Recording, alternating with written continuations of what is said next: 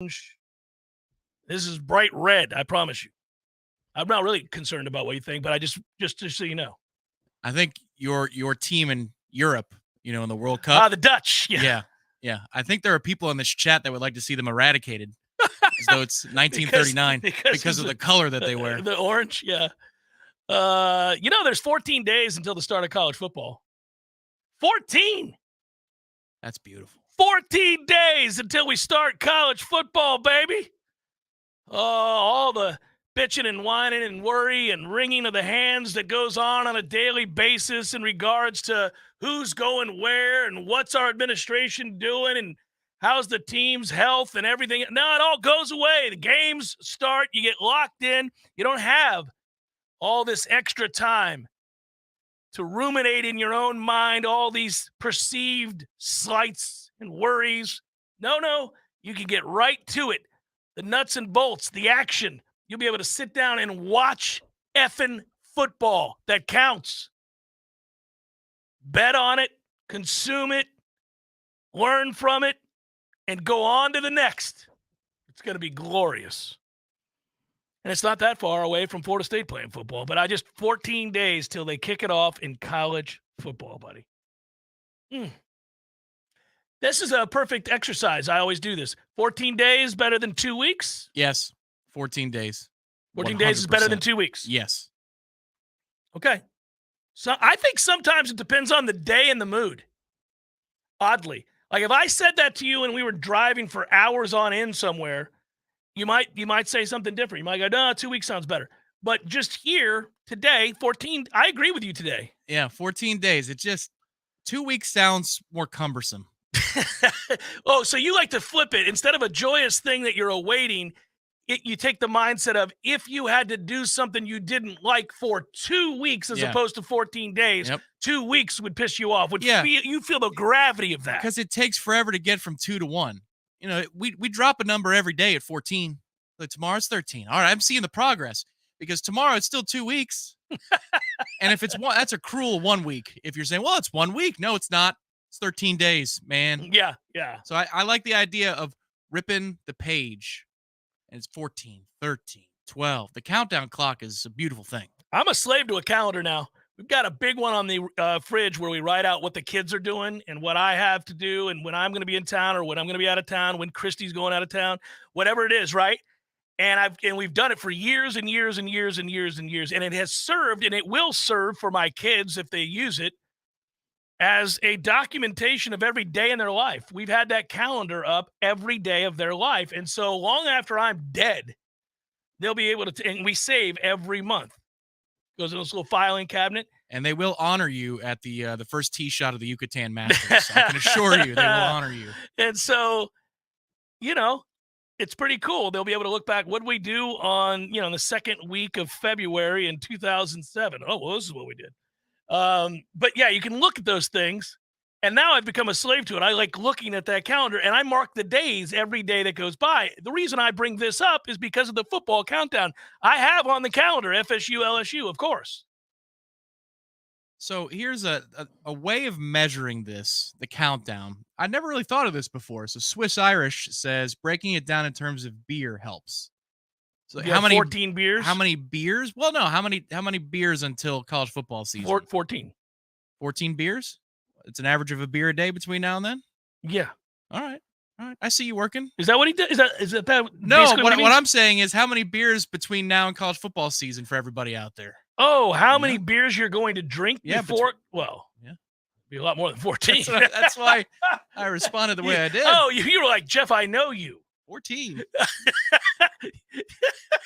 I'm surprised you didn't say tonight. I was wondering why you were puzzled. I'm like, well, that's 14 beers if we're doing it by beers. I didn't know you meant beers that I would consume before the start of college football. Yeah, that's a very different answer. For me, it's probably only about 6 beers. Yeah, you don't drink a ton of beer. You drink red wine and some other things here and there. Hawaiian coffee. It's my own personal blend. Oh, man. Guy made the leap from poor to middle class, and look at him. It's a poor man's espresso martini is what it is. It's just Kahlua and espresso blend coffee. Oh, It's man. delightful, though. I will make you one. I'd like to drink one. I don't like martinis at all. Like any martini, I've never liked one. Have you ever had an espresso I've martini? not had the espresso martini. It sounds dangerous. Well, one day at the beach you had it, and you're like, ooh, that is dangerous. Well, no, that just felt like a strong coffee. Yeah, it was good. Yeah, it's Hawaiian coffee. Yeah. It's more accurate. Everybody loves Irish coffee, but me and JMO, we don't get along that well. No, I hate Jameson. Yeah. Buy a 12-pack and have one per day, like a football advent calendar. That's funny, Briley. If you're going to have one beer per day, it better be a doozy. It's got to be a good one. It's got to have some weight to it, man. It's 32 ouncer. My one beer. You got to sip it, enjoy it. It's got to have a little what for to it. It's got to be like 8%, 9%. Once you get off the golf course or for the kickoff of the 1 o'clock window on a Sunday, though, there's nothing like a frosty mug. Oh, buddy. The frosty mug, the giant one. Oddly, that's the way it is for like back in the day when I drank soda. And it's been years since I drank soda. The one exception that I've admitted to that occasionally I still will have, just out of nowhere, a random glass of root beer. I like root beer. I always have. It's like the one breakdown in my soda rule. Other than that, I've gotten to where sodas are so. I mean, because I don't drink them. If I drink them now, they make me sick. They're too sweet. I can't do it. Yeah, I'm like, yeah. The sugar sweet stomach ache is a horrible one. And for years at the old place of employment on the FM dial, when we would go downtown to a specific place, that would be your root beer spot. Yeah, it was my root beer spot. Yeah, they knew you as a soda drinker there. Oh, at least a root beer drinker. Yeah, that's right. I love root beer, damn it. So every now and then I'll break down one of those. I don't know why I brought that up. We were talking about something else. We were just talking about consuming drinks. Well, here's something fun for you. We are 0 root beers away from college football season for you, because I doubt you're going to have one between now and week 0. The wife and I can't wait to see you guys in 3 weeks or 21 days, whichever you prefer. Ha-ha. Z-Chan coming in strong on a Libations Friday, and for that, we're thankful. It'll be great to see you two. Looking forward to seeing all you guys. Appreciate it very much. It's going to be fun once again to strike up the band and get things rolling yet again. Tom and I will be back atop Hotel Indigo doing pregame shows for these home games. Good times. It's always fun there. It's a great location. A, if you're coming into town, it's a great location to stay. B, it's a great location to swing on by for your tailgate. Good times as you look out over the intramural fields and you see the stadium in the background. Now, it's even better when we get a little further along in the season and it's not 105 degrees. No, but they roll it out, though. There are options inside in the air conditioning. Correct. Yes. So if you want to get a break from the lots, let's say you get out there at noon for the Southern Miss game, because we're 1-0. We're 1-0. We've beaten LSU. Short week. You're coming up here to celebrate. You start the tailgate lots at whatever time. I got to get inside. I've got to find a clean bathroom.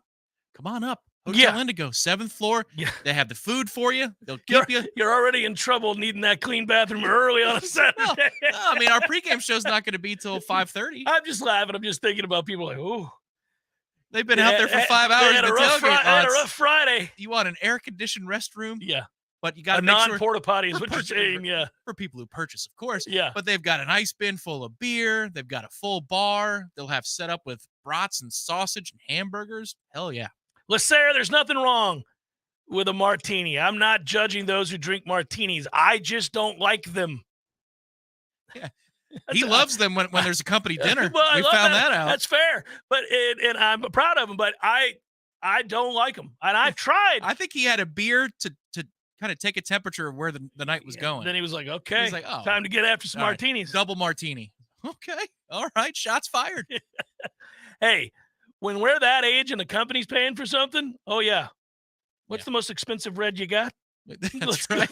I think that's what I went with, actually, for that particular dinner. Oh, man. It's funny. Home openers are always a big deal. I was thinking about this because it's going to be ridiculous, I'm sure, for that first home game, meaning temperature-wise and, all that. And because we play who we play in the first game of the year in Orlando against LSU, it's a bit of a come down, the first home opener, the first game at Doak this year.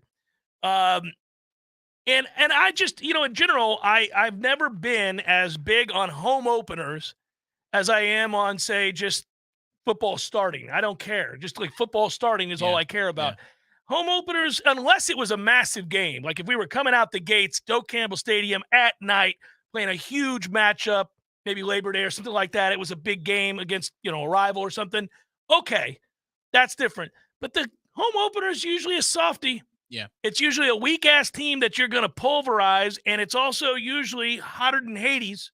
And so you're just kind of like, this home game could be my living room is what this could be. Oh, it could be, all right, maybe we don't set up the full tailgate. Maybe we just go over to Indigo because it's turnkey. Let's let the guys take care of it for us at Hotel Indigo. Yeah. Yeah. There are sometimes you want to set up the full spread, and we understand that. And that's the one envy we have. That's the thing that it's the trade-off for the job. There aren't many, but that's the number one thing. Commiserating around a tailgate. It just doesn't happen. We can't do it. No, we don't. We're not able to do it. Yeah. I miss it. I miss the, and it's not even commiserating, it's celebrating together, commiserating together. Yeah. It's all of those things. Especially if we're 1-0. That's going to have a little bit extra juice that first week if we're 1-0. But, you're right about kickoff weekends at the beginning of football. My buddy reached out to me today. He said, hey, why don't we get together for week 1 of the NFL? I was like, maybe week 2? We got an 8:30 kick the night before. I'm not going to go to bed till 2:30 or 3. And then I responded back 5 minutes later. You know what? Week 1's got extra juice to it. Let's do week 1. There you go. It's that first kickoff of the 1 o'clock window on NFL Sunday. It's great. It is. I wonder 15 years from now, the way we're going to view these things as, again, I always separated college football from pro football. I love both. I'm not the guy who's like, oh, I don't watch pro football. I love pro football. I watch every game I can. I take it all in, always will. Love it. Love it. But it's different for me. I see it differently. I sit down and think about the game differently even. It's more clinical. It is very clinical. It's very sterile to some extent. I'm not talking about sterile as in the X's and O's. That's not the case. The NFL has opened up its playbook. Ever since they adapted a lot of the collegiate style offenses that we saw made popular with mobile quarterbacks, and they've incorporated that into the NFL now and better utilize elite athleticism at the quarterback position as opposed to statues from the pocket, offenses have gotten exciting in the NFL. And the rules are in favor of it too. I don't like that part of it, but I do like the adaptation in going ahead and grabbing these offenses and using, when Bill Belichick started doing it, you're like, okay, well, that's it. Everybody's going to do it now. But because it is, there's an owner, there's a GM, free agency exists. Your favorite player could be there for 3 years and he could be a Charger in year 4. Yeah. And it's always been that way.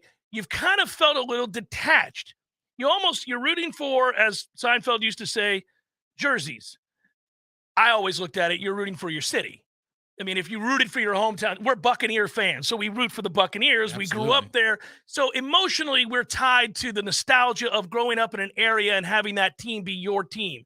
And that's the connection. But it's not the same as going to a university and loving a college football team. It's not the same. No.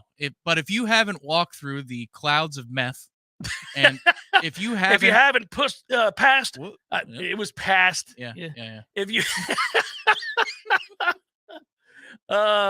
if you hadn't passed the hooker bus, that's right, outside of Raymond James.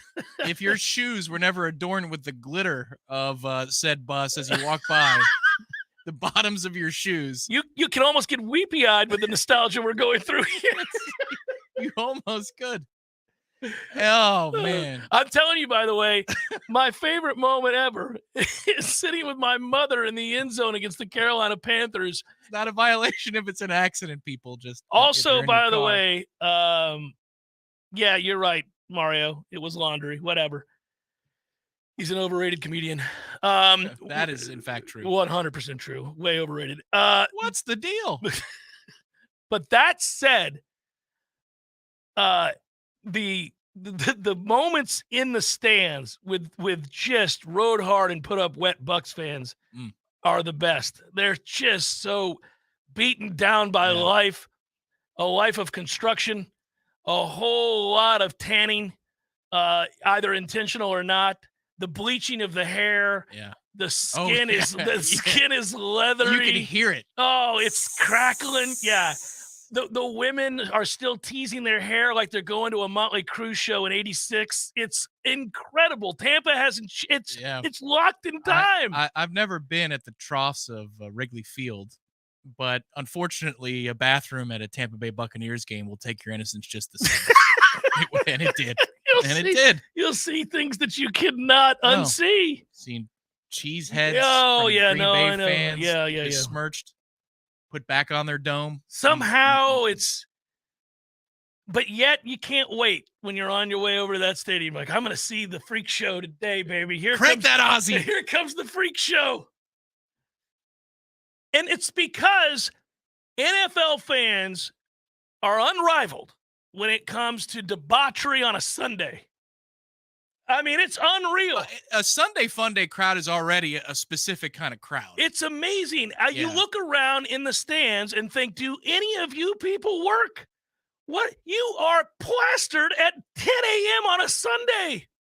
You're never going to even see the second quarter, my man. How the hell are you going to make it to the lobby of the Sykes building tomorrow? How are you going to make it? I always do that. I look around. I'm like, my God, if this were a Saturday, all right, you got all of Sunday to recover. It was like it's Sunday. Our mutual friend having a walk to the office after the Stanley Cup Finals Game 1 years ago, 15. Oh, yes. You had gotten us some subs for the road. Yes. And we saw him walking, and we said, oh, no. Because it was June in Tampa. Sweating. Oh. That looked like hell on earth. And that's every Monday after a home game for in the Buccaneers entire city of Tampa yeah. and St. Pete. The people just walking into work looking like death, and they're going to do it again next Sunday. It's unreal. I think I was probably, 25 when I remember thinking, I can't do the Sunday crazies. Like, we can't. This is going to have to stop. We got things to do on Monday. Let's keep it together. Let's pull it back and make sure that the loosey-goosey is Friday and Saturday, and then we're 60 minutes on a Sunday, eating your dinner, getting ready for bed. That's your Sunday right there. Let's just go from 25 to old. I'm okay with it. It's Jeff Cameron Show, 93.3 Real Talk Radio, Warchant TV. We'll talk some FSU football here next. Clean, renewable energy means fresher air, healthier residents, new green jobs, and a stronger, more resilient community. How we get there is up to you. Share your input today to help shape the Tallahassee of tomorrow. Take the Clean Energy Survey at talgov.com. Zaxby's new chicken bacon. Ranch chicken ranch. Ranch bacon. Chicken bacon ranch bacon. Loaded fries. Sorry, cheese. You're important too. Woo, saucy. Zaxby's. Someone who thought texting was a better idea than stopping for a traffic light slams into your rear bumper. Now your back is injured and you've got to be at work and rehab, all without a car. I'm Dana Brooks of Basic Brooks Law Offices, and we hear stories like this every day. You shouldn't pay for someone else's mistake. Call us at 850-777-7777, and we'll make sure you come back stronger. Hey, no fans, our partner ISF Inc. is a national management and IT consulting firm located right here in Tallahassee, Florida, solving the future for state governments through strategy, process, and technology. As a trusted advisor for state governments, ISF knows the importance of defining a clear and detailed strategy. Our friends at ISF can help your organization create a strategy that sets you on a path to success. ISF, your vision plus our expertise brings your brilliant ideas to life. Visit ISF.com to learn more. ISF, solving the future. So everybody knows, Eddie, that you are a spectacular cook. Of course they know that. If they go into Bumpa's, the food is always good. I mean, everything on the menu. Mm-hmm. Everything at Gordo's is delicious. I always, of course, get the bungalow chungla, as I call it. The bungalow chung, Jeff. Is that what is the pork? The bungalow chung, Jeff. Okay, the bungalow chungla. It's delicious. All of these things, all the items, everything you do, a master cook. But, sir, I would ask you, what is a skill that you possess that you're particularly proud of, that nobody would know, and that you could share with us here? Growing hair, Jeff. Growing hair. You're an asshole.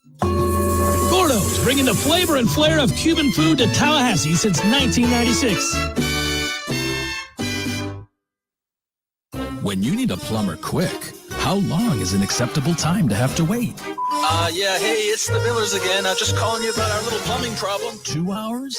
Hey, we were hoping you can get here soon because the water is getting really bad. I mean, please hurry. 4 hours? I know you said you were on your way, but, honey, tell the kids to tread water. 8 hours? Don't worry about us. We're fine. At M&L Plumbing, you'll never have to wait long for quality, dependable service right when you need it.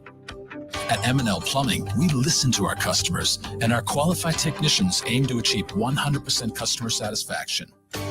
So the next time you need plumbing work or repairs, think of the name M&L Plumbing, your local plumbing experts, commercial or residential. Give us a call, 850-575-9393, or visit us online at mandlplumbing.com. M&L Plumbing, for all of your plumbing needs. We all want more energy, more strength, more results. Well, welcome to Orange Theory Fitness as you take a step towards feeling more alive today. Backed by science, Orange Theory's heart rate monitored workout is scientifically designed to keep heart rates in a target zone, spiking metabolism and increasing energy. Orange Theory Fitness is a one-of-a-kind group personal training workout resulting in more energy, visible toning, and extra calorie burn for up to 36 hours. Experience a more vibrant life today with Orange Theory Fitness. To find out more, go to orangetheoryfitness.com. Welcome back to the Jeff Cameron Show, sponsored by Legendary Home Loans, a mortgage experience designed around speed, simplicity, and customer service. Before you buy your next home, contact our friend Shannon Young with Legendary Home Loans. Visit FSUHomeLoans.com. FSUHomeLoans.com.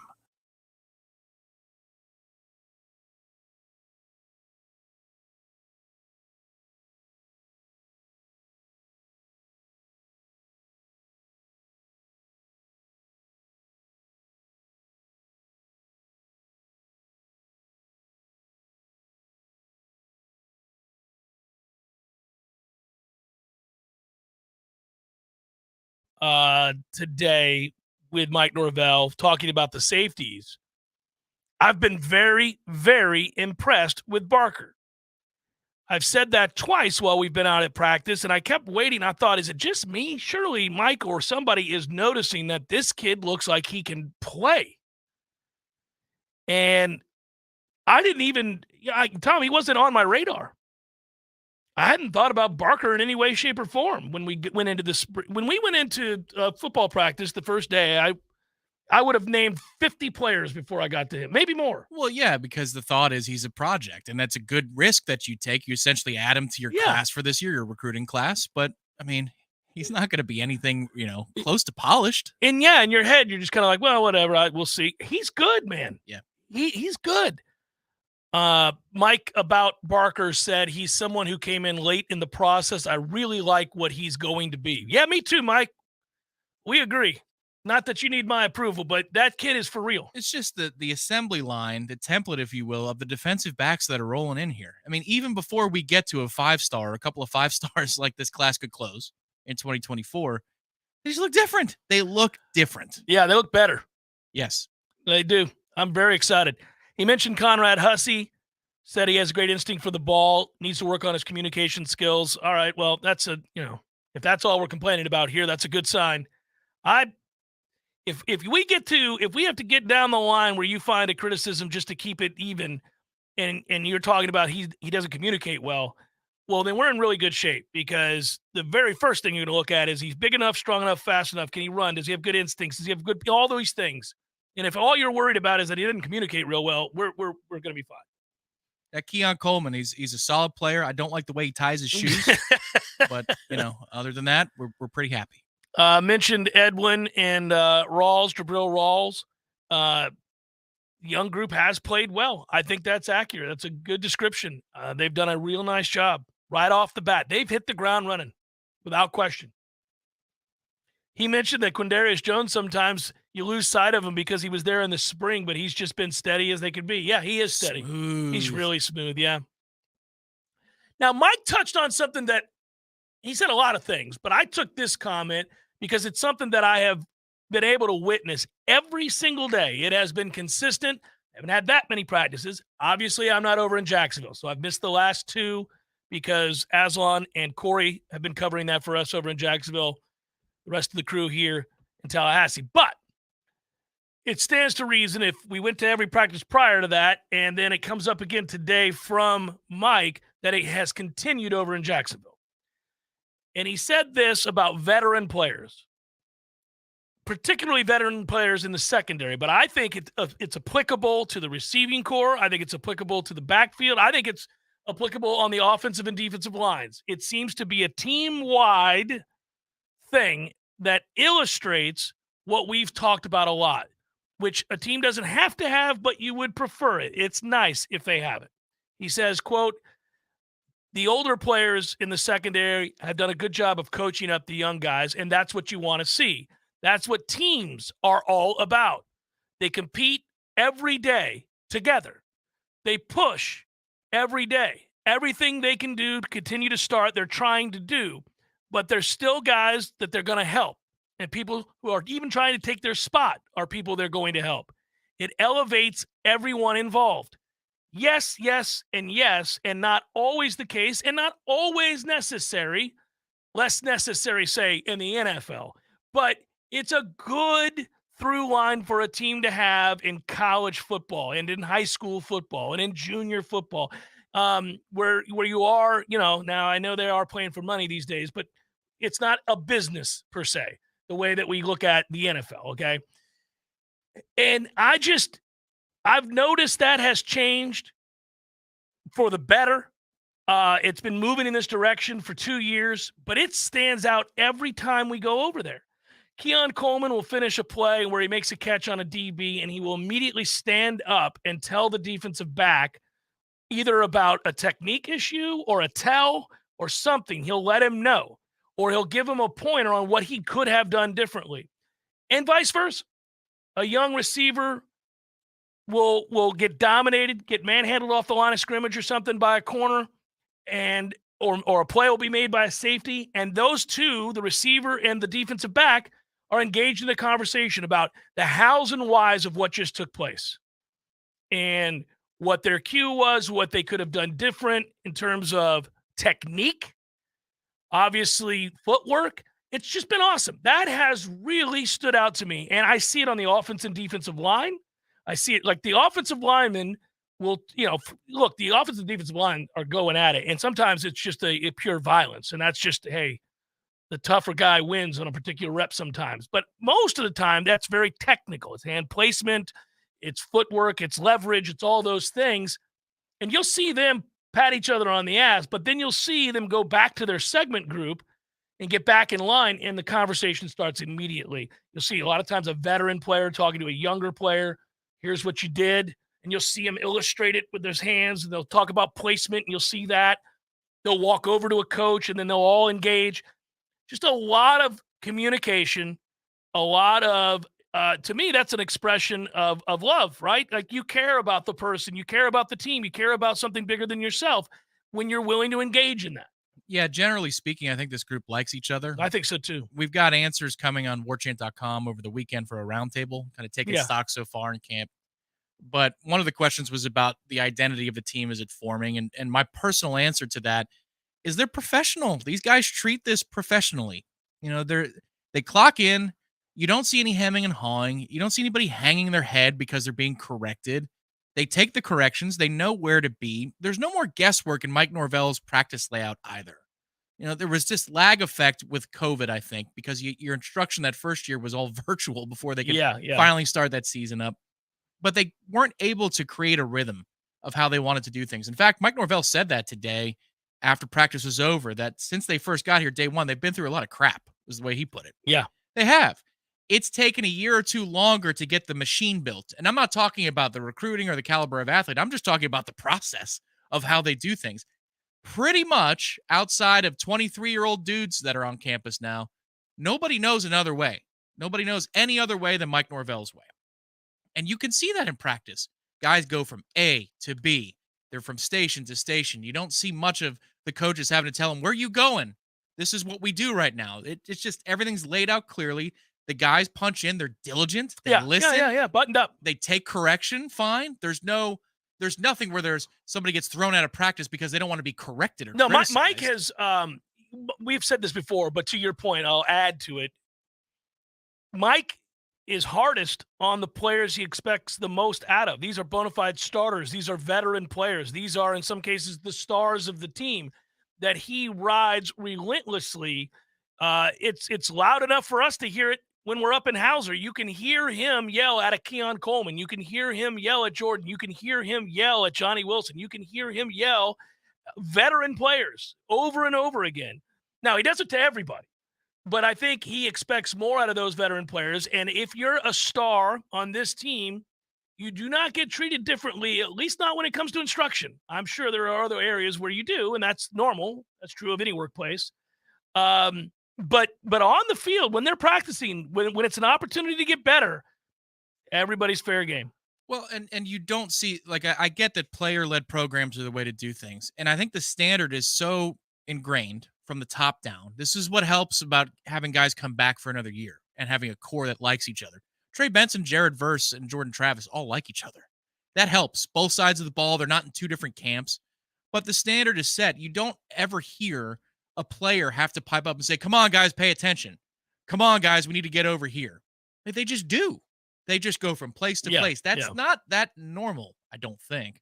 At least when we were able to see practice in the early Jimbo days, there were times where a player would have to go rah-rah and grab somebody and say, get over here. It's time to get to this next drill. You don't hear that. They know where to be. They go and they do. The undoing of Jimbo Fisher was the inconsistencies in the locker room, out on the field of practice, all of that. There was a different set of rules for different guys, and there was a lot of bark, but not a lot of bite. Those guys would make the same sorts of mistakes in game that they made the week before, or they were indignant about instruction in practice on a Monday and were right back out there with the ones on a Tuesday. So and when you do that, you are at that point, you've lost your players because you're disingenuous and they know it. Well, that's the other thing, too. You know, when Mike Norvell hits the press conference, because these kids watch that, they want to see how they're described. You know, if you're getting chewed out in practice, but everything's fine in the press conference, that doesn't exactly build trust, or vice versa. Right. You know, that they dog you at a press conference, but they treat you like everything's fine in the locker room. They don't want a two-faced coach. Mike's not like that. But even with the quarterbacks, to give a specific example, he has said that when it comes to Tate and Brock and AJ, that they're going to give them different reps in different situations. He wants to see how they handle them. Mm-hmm. And that's played out in the spring, played out in the fall. The expectation is spoken publicly, and then it's met in private. The consistency of that, I think, makes you a loyal player, makes it easier. Libations Friday of the Jeff Cameron Show rolling on. Stay with us. Back for more in a moment. Your local news now. The identity of a man who jumped off at Bainbridge Bridge and later drowned has been released. They believe it to be the same man seen jumping off a bridge into the Flint River in a Facebook Live video. Crews found the body of Luther Johnson of Bainbridge around 9:54 a.m. on Wednesday in the same area he jumped near Cheney Griffin Park. BPS is investigating the incident and the video. The search started at around 8:42 p.m. on Tuesday and ended at midnight on Wednesday before resuming later Wednesday morning. As rosters fill up for Tallahassee's youth and adult sports teams, the city is looking for about 15 to 20 additional officials to call games this fall. The call for help comes as sports leagues around the country are dealing with an increase of overly passionate parents and occasional fights at youth games. Most umpires work part-time on weeknights and weekends, and pay starts at $15 per game. The city also offers training for those who are new to officiating. Interested officials can call the Parks Recreation and Neighborhood Affairs Department. This is Rachel Anay with your Real Talk 93.3 local news update, brought to you by Macklemore Systems, Tallahassee's go-to Mac store. Check them out online at MaclemoreSystems.com. This is meteorologist Paul Trombley with your Real Talk 93.3 weather update. An excessive heat warning continues until 8 p.m. tonight. An excessive heat watch begins at 11 a.m. tomorrow and continues until 8 p.m. tomorrow night. High at 96 this afternoon under partly cloudy skies with a chance for scattered storms. Southwest winds 8 to 15 miles per hour. 77 tonight, chance for scattered thunderstorms. This report is brought to you by the Lawn Johns. For all your landscaping and lawn care needs, visit thelawnjohns.com. Right now, 92.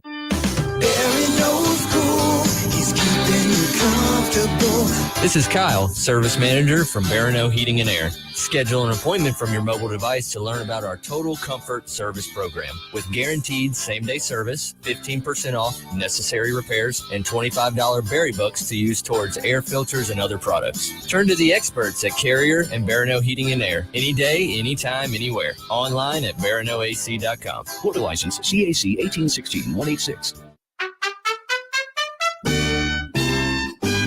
everybody knows, Eddie, that you are a spectacular cook. Of course they know that. If they go into Bumpa's, the food is always good. I mean, everything on the menu. Mm-hmm.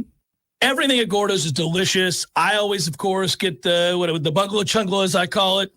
The bungalow chung, Jeff. Is that what is the pork? The bungalow chung, Jeff. Okay, the bungalow chungla. It's delicious. All these things, all the items, everything you do, a master cook. But, sir, I would ask you, what is a skill that you possess that you're particularly proud of that nobody would know and that you could share with us here? Growing hair, Jeff. Growing hair. You're an asshole. Gordo's, bringing the flavor and flair of Cuban food to Tallahassee since 1996. The Jeff Cameron Show, brought to you by Orange Theory Fitness. 2 Tallahassee locations, Midtown on Thomasville Road and Northside in the Village Common Shopping Center. Online at orangetheoryfitness.com.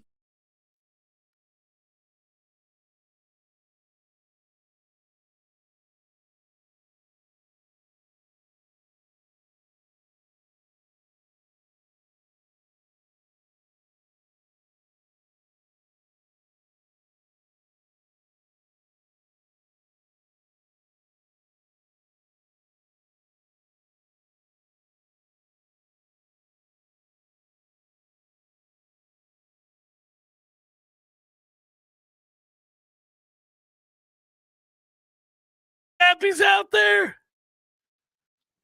I didn't watch, just so you know. I was laughing, though. I did see the numbers, and I was like, oh, that's right. They got Bailey Zappi. I saw a drive. You did? Drive and a half of Minnesota and Seattle last night. And the reason I did was I turned on NFL Network looking for highlights, but they had a technical difficulty with the second broadcast, the West Coast game. And so Daniel Jeremiah and Colleen Wolfe were basically stuck for 10 minutes without a commercial break. And just as a nerd, I'm like, ooh, they're stuck. Oh, yeah. How are they going to get out of this? And they handled it pretty well until finally they could cut to the TV broadcast. But then I stuck around, and Kirk Cousins didn't even start. Jefferson didn't play. Right. That's the NFL preseason. Well, the first preseason game is you're not getting anything. But they used to give you a drive or two. A drive. Now they don't. Yeah. Well, especially if you have carryover, right? Then you're gonna. It was Mullins versus Drew Lock, I think, was the match. You weren't riveted? You gotta love you some NFL. Gotta love it. Bucks Steelers, is that tonight? Yep. I know you won't watch that. We'll be at dinner together, actually. We will. Yes, we will.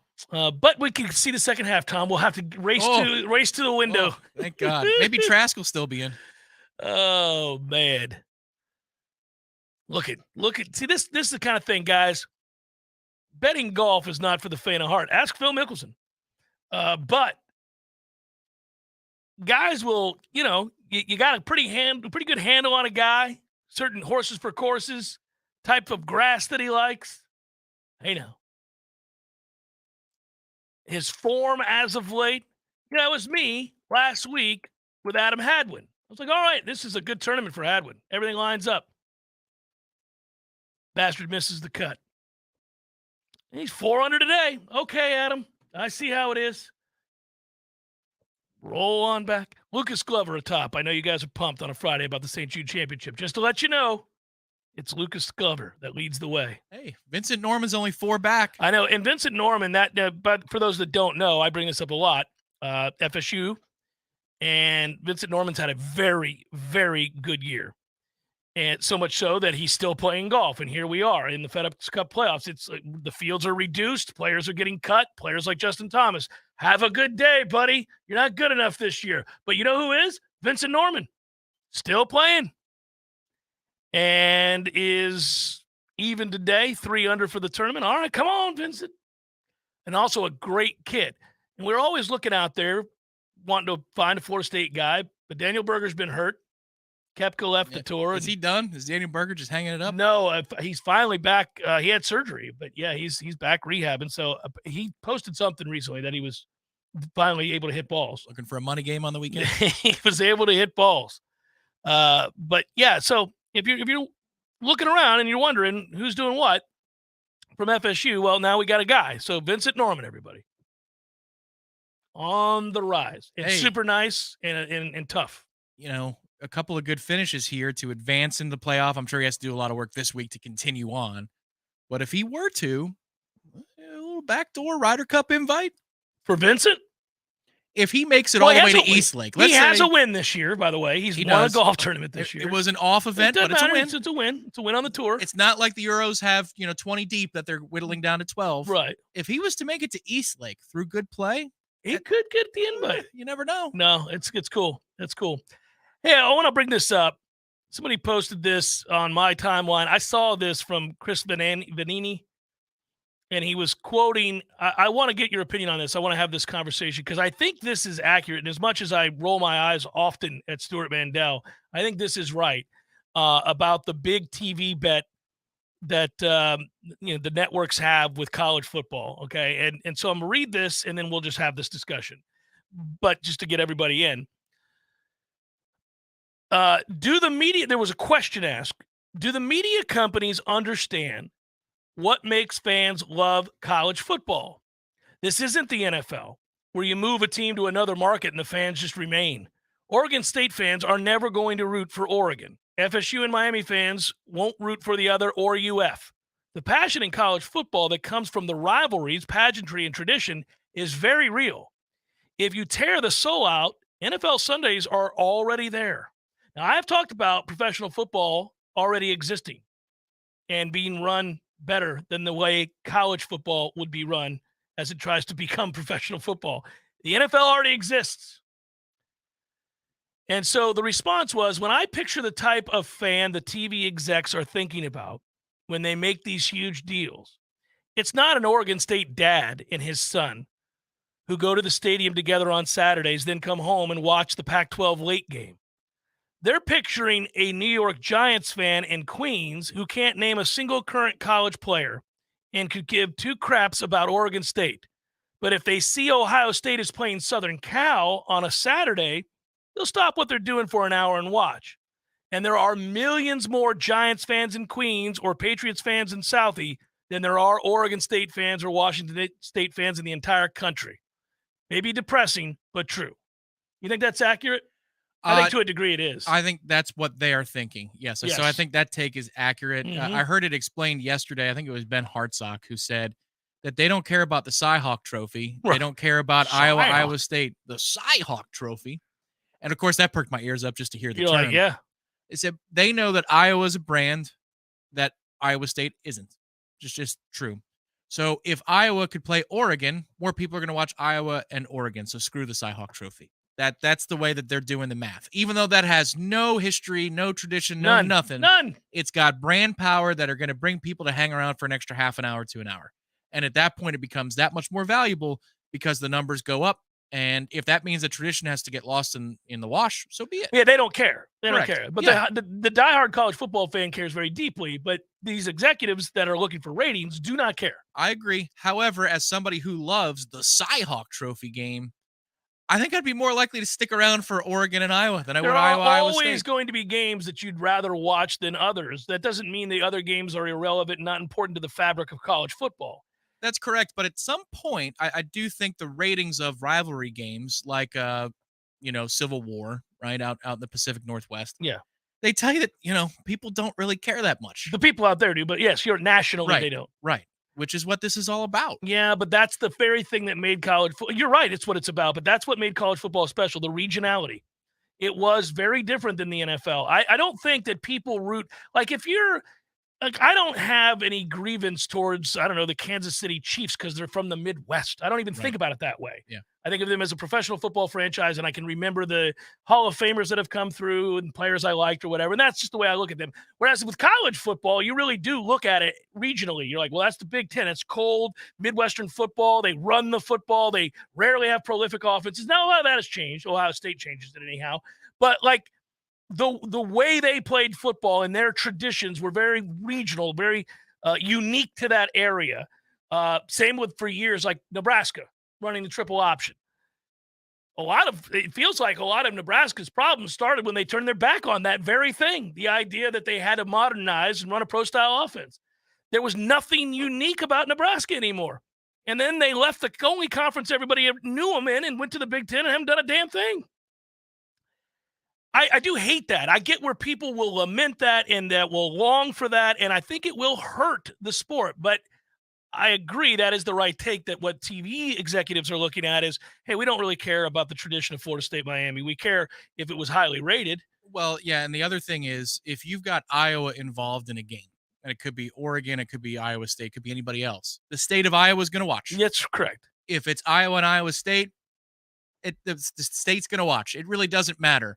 But you could have somebody in a different state watch Iowa if they play somebody that's not the Cyclones. Yeah. You know, that's the key here is you just homogenize it, though, and I'm not in love with that. You do, and like I hear you. You do and you don't, though, because if you're going to have a national footprint like the Big Ten, you have the time zones thing works. Like, I get that Greg Sankey is very defensive about that. It's because the SEC has the best talent, so he's fine in that regard. But having noon, 3:30, 8 o'clock, sure. 10 o'clock programming kickoffs, all damn day, yeah. That does make a whole lot of sense. Doesn't suck. And it's not homogenized for that reason, I think, because your conference represents a lot of the country. Soon these conferences might not exist at all. They're just it's a stream, it's ESPN, it's Fox, it's whatever. Yes, I agree. That's where we're going. I think it's a way to almost trim the fat so that they can reorganize the sport. Yeah, you're just selling brands at that point, and hopefully really, watchable brands for the nation is what they're thinking. Something will be lost, though. There's no doubt. The warm and fuzzies will be lost. But the thing is, if you're relevant at the highest level, if you're these schools, your enrollment's always going to go through the roof because sure. people want to go to these games. And so you're going to cultivate another generation of fans. Like, I don't think the long-term viability of the fans of college football is going to go away because these kids want to go to these schools where they're going to be in the Power 2. I thought this was fascinating. Vanini goes on to say, college football does lack star power and national attention that it used to have. I point to a few factors. Ending the NCAA football video game. I don't know if that's true. The NFL and NBA getting bigger and taking up more attention. That is true. Coaches and media policies that discourage players from standing out. Okay, that was silly, but that should change with the NIL era and is to some extent. He goes on to write, the Johnny Manziel documentary just came out. Have we had another mainstream college football star like him since he played? Every industry needs characters. Caleb Williams should be everywhere. And he's just talking about in terms of star power. He goes on to say, I'll also add Alabama dominance as another factor in college football's national relevance. Every story about them has already been told. LSU's run was fun. TCU was fun last year. Clemson's rise was fresh for a minute, but it was fleeting. In the 2000s, we had many dynasties rise and fall. It stayed fresh. Well, I pointed out the Alabama fatigue and the lack of competitive balance in college football. I've been pointing that out for a long time, but it got better recently. Yeah. The fact that TCU got to a championship game was stunning. Yeah, no, I think they're wrong on that one, these conclusions. I think the late 2000s, early 2010s was kind of boring. I mean, did you have a national title game with one touchdown between Alabama and LSU? Yeah. One of the rematches? Yeah. And if it was more than that, then it would have been 2 touchdowns in the game. But I think the sport now, for example, if you want to talk about stars, everybody knew who Joe Burrow was before the draft. This is where the NFL helps college. I know that they should subsidize it probably and should have been a long time ago. Yeah.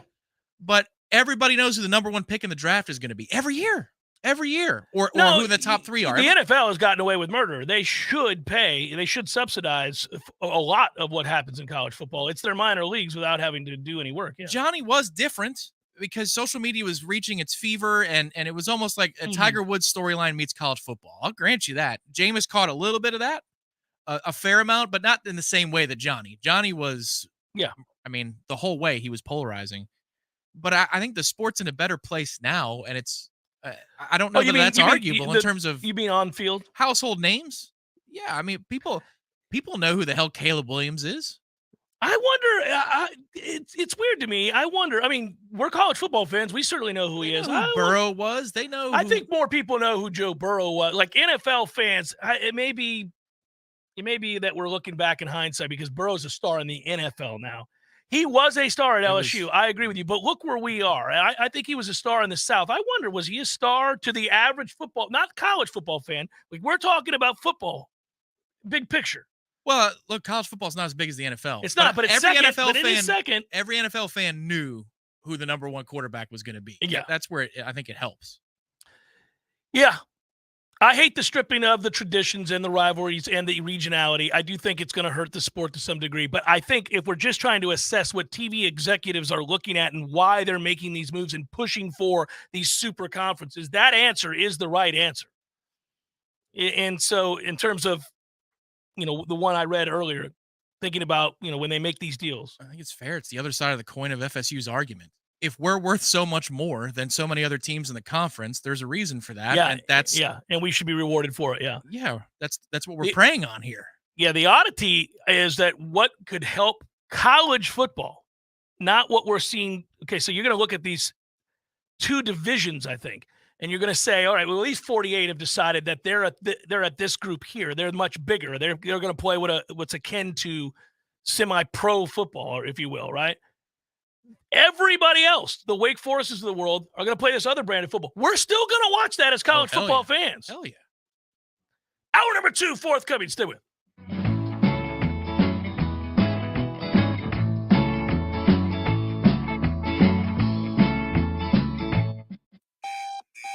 Attention radio listeners, this is a Foodies Takeout and Delivery new restaurant alert.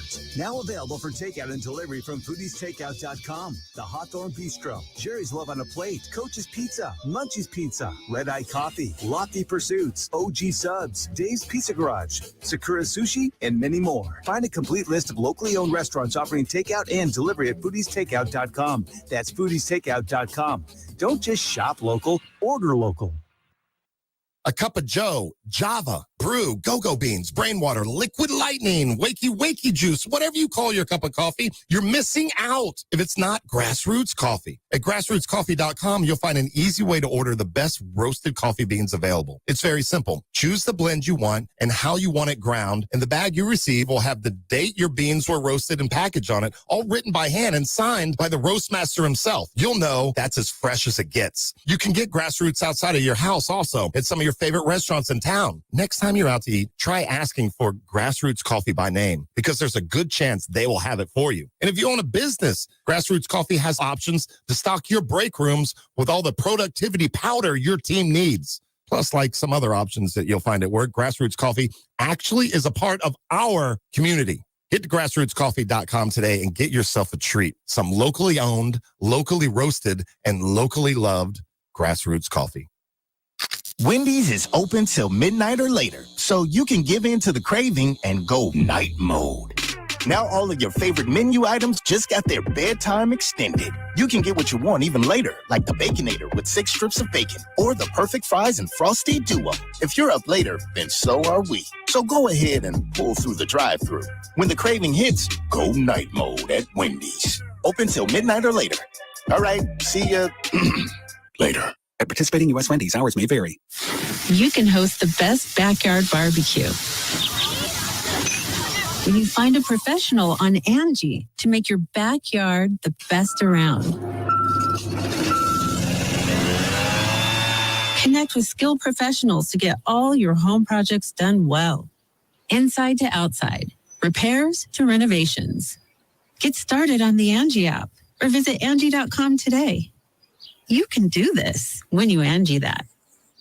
There's fun to be had every night at the Corner Pocket. Take home prizes on Trivia Tuesdays and Beer Bingo Thursdays. And kickstart your weekend with Martini Fridays. Plus happy hour runs every weekday and game day specials every time the Noles take the field. Watch all the best games at the Corner Pocket's Vegas wall, featuring 560 inches of flat screen TV heaven. Oh, really? The best food, the best drinks, and the best place to watch all the games. Tallahassee loves the Corner Pocket.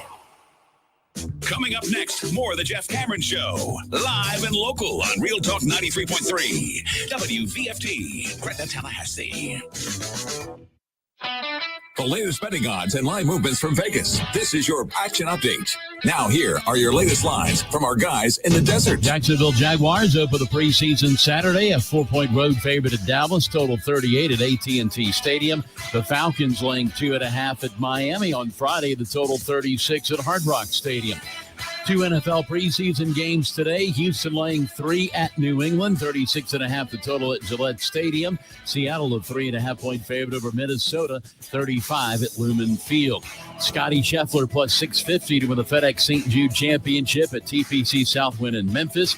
Rory McIlroy, John Rahm both 9-1. Tampa Bay Rays, another 75 home favorite today against the Cardinals. Get your free VSiN subscription right now at VSIN.com. For more sports betting news and information, go to VSIN.com. Mike Son at Real Talk 93.3.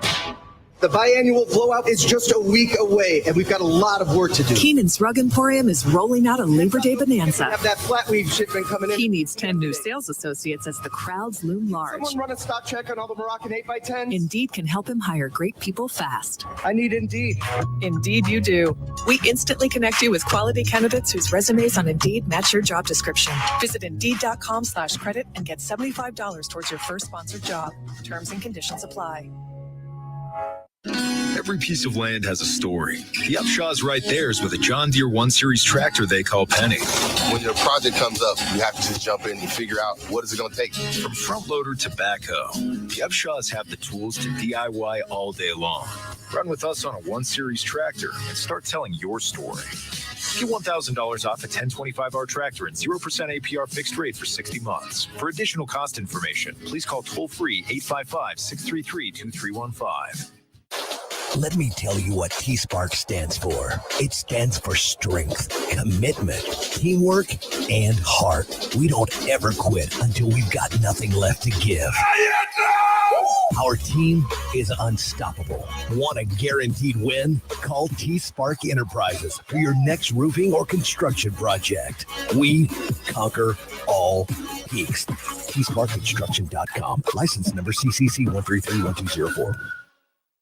If you've been considering getting a new hot tub or upgrading your existing hot tub, now's the absolute best time to do it. Hot Spring Spas has the jets on full blast, and the prices right now have never been hotter. You can find huge savings at Pinch a Penny Pools and Spas, and we mean huge. For a limited time, you can get up to $5,000 off in instant discounts and rebates, plus 60 months no interest financing for qualified buyers. You heard that right, $5,000 in discounts. And that's not all. When you buy a hot spring spa from Pinch a Penny Pools and Spas, you'll get a free consultation to determine the best placement in your yard for installation, a free accessory of your choice, and install can be completed in just a matter of days. It's the most aggressive rebate program that's ever been available to buyers from Hot Spring Spas. So stop by Pinch a Penny Pools and Spas on Greer Road today to check out their 12,000 square foot showroom with over 50 hot tubs on site.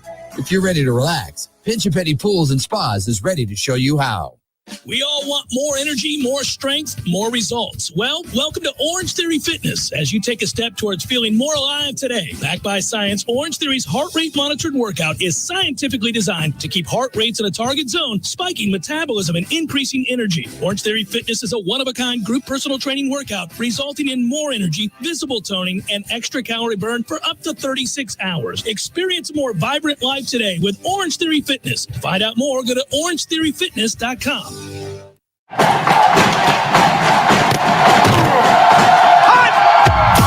Broadcasting live from Florida's capital city, this is the Jeff Cameron Show, brought to you by Orange Theory Fitness on Real Talk 93.3. Now, stop what you're doing and listen closely. It's time for the Jeff Cameron Show in 5, 4, 3, 2, 1.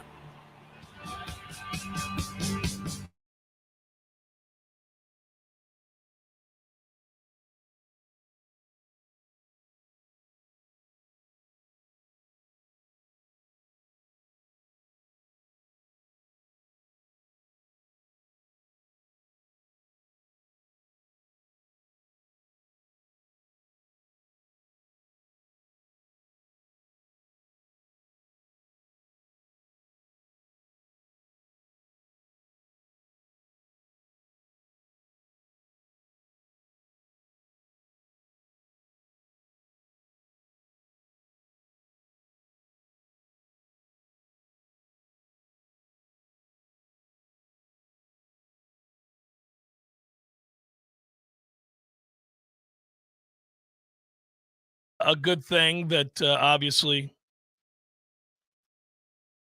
my beloved Pittsburgh Pirates were able to split with the Atlanta Braves.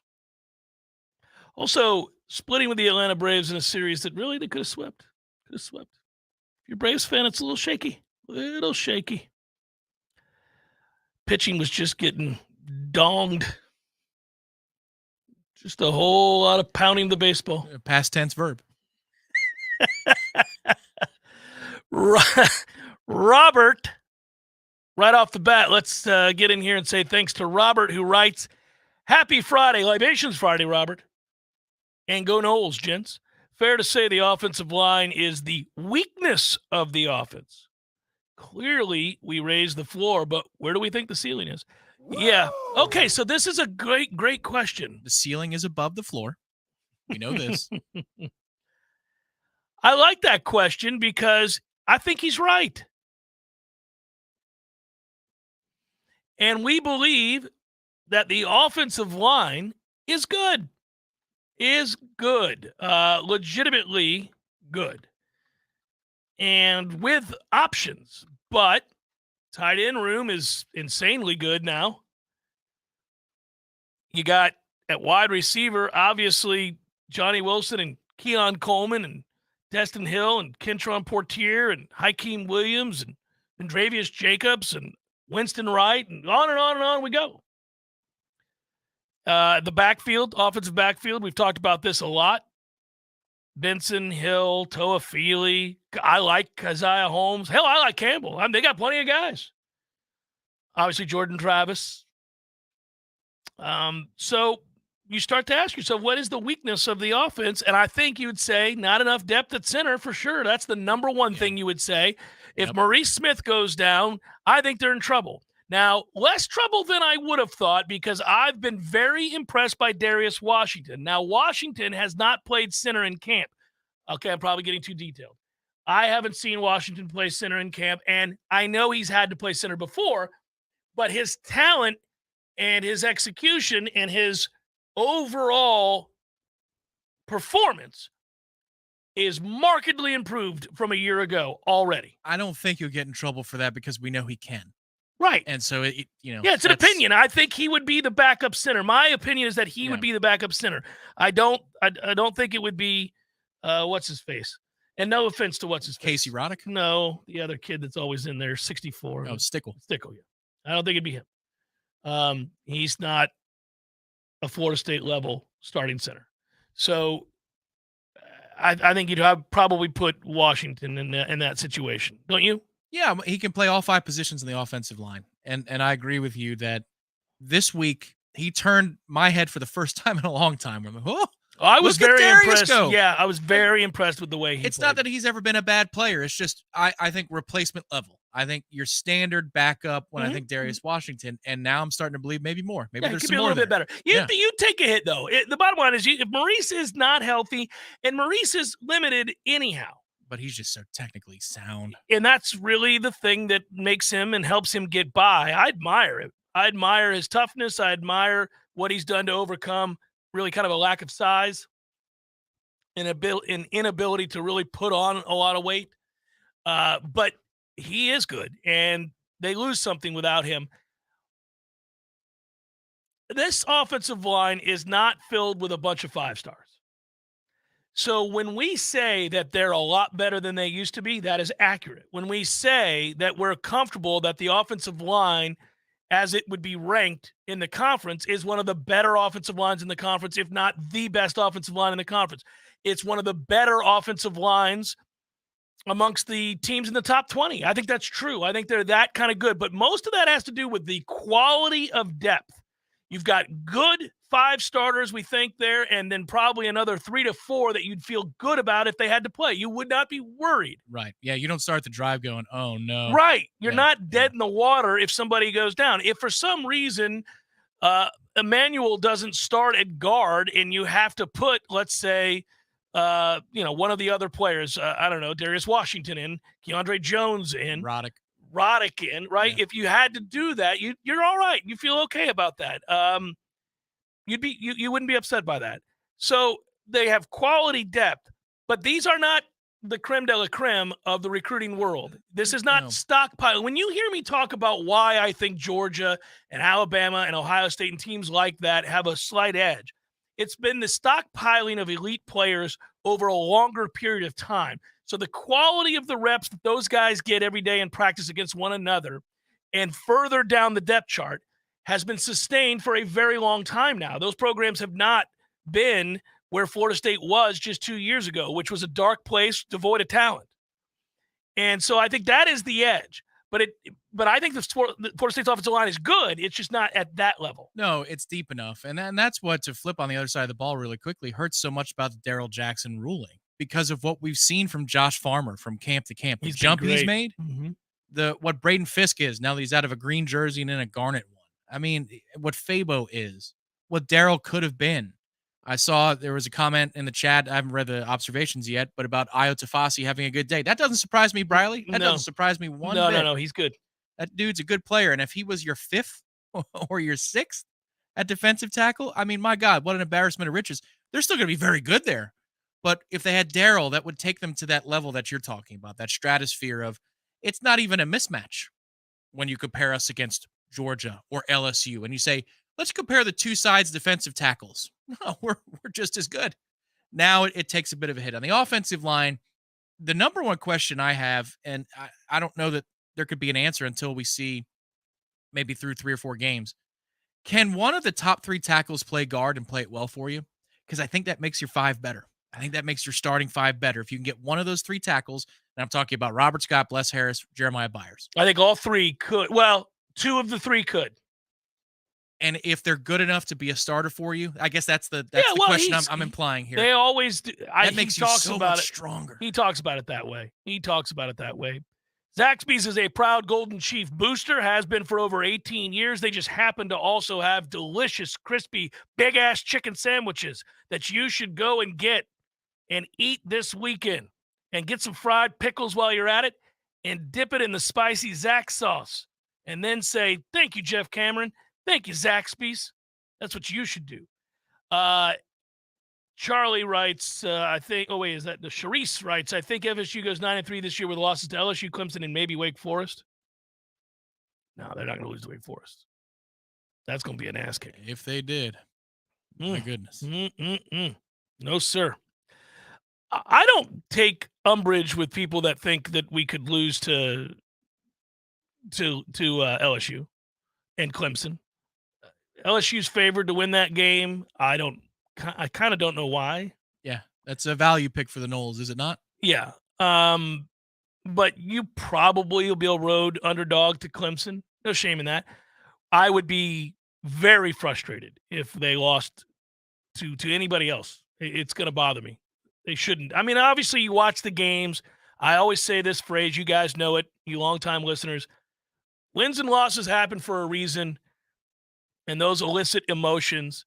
And even if you have it in your mind that this game's a win or this game's a loss, you know that once it plays out and those reasons are on display, it makes you feel a certain way. Obviously, if you win a game going away that you thought was going to be a nail-biter or a coin toss game and you win it by 30, that's a different kind of win than a 1-point win. If you lose a game in which you're favored by 14 and you lose by 17, that's a different kind of loss. It's embarrassing. That's a flip of, 31 points. It's you think to yourself, that's nuts. There's been a couple of embarrassing results here. Yeah, there's no doubt. yeah. We all know the number 1 game, but I thought NC State last year was embarrassing. With that offense against that team that couldn't complete a forward pass, you can't find a way to score enough points. And I don't care if that's a kicking issue. I don't care. Yeah. I don't care. Yeah, the whole thing. Scored, what was it, 16? Yeah, it was embarrassing, yeah.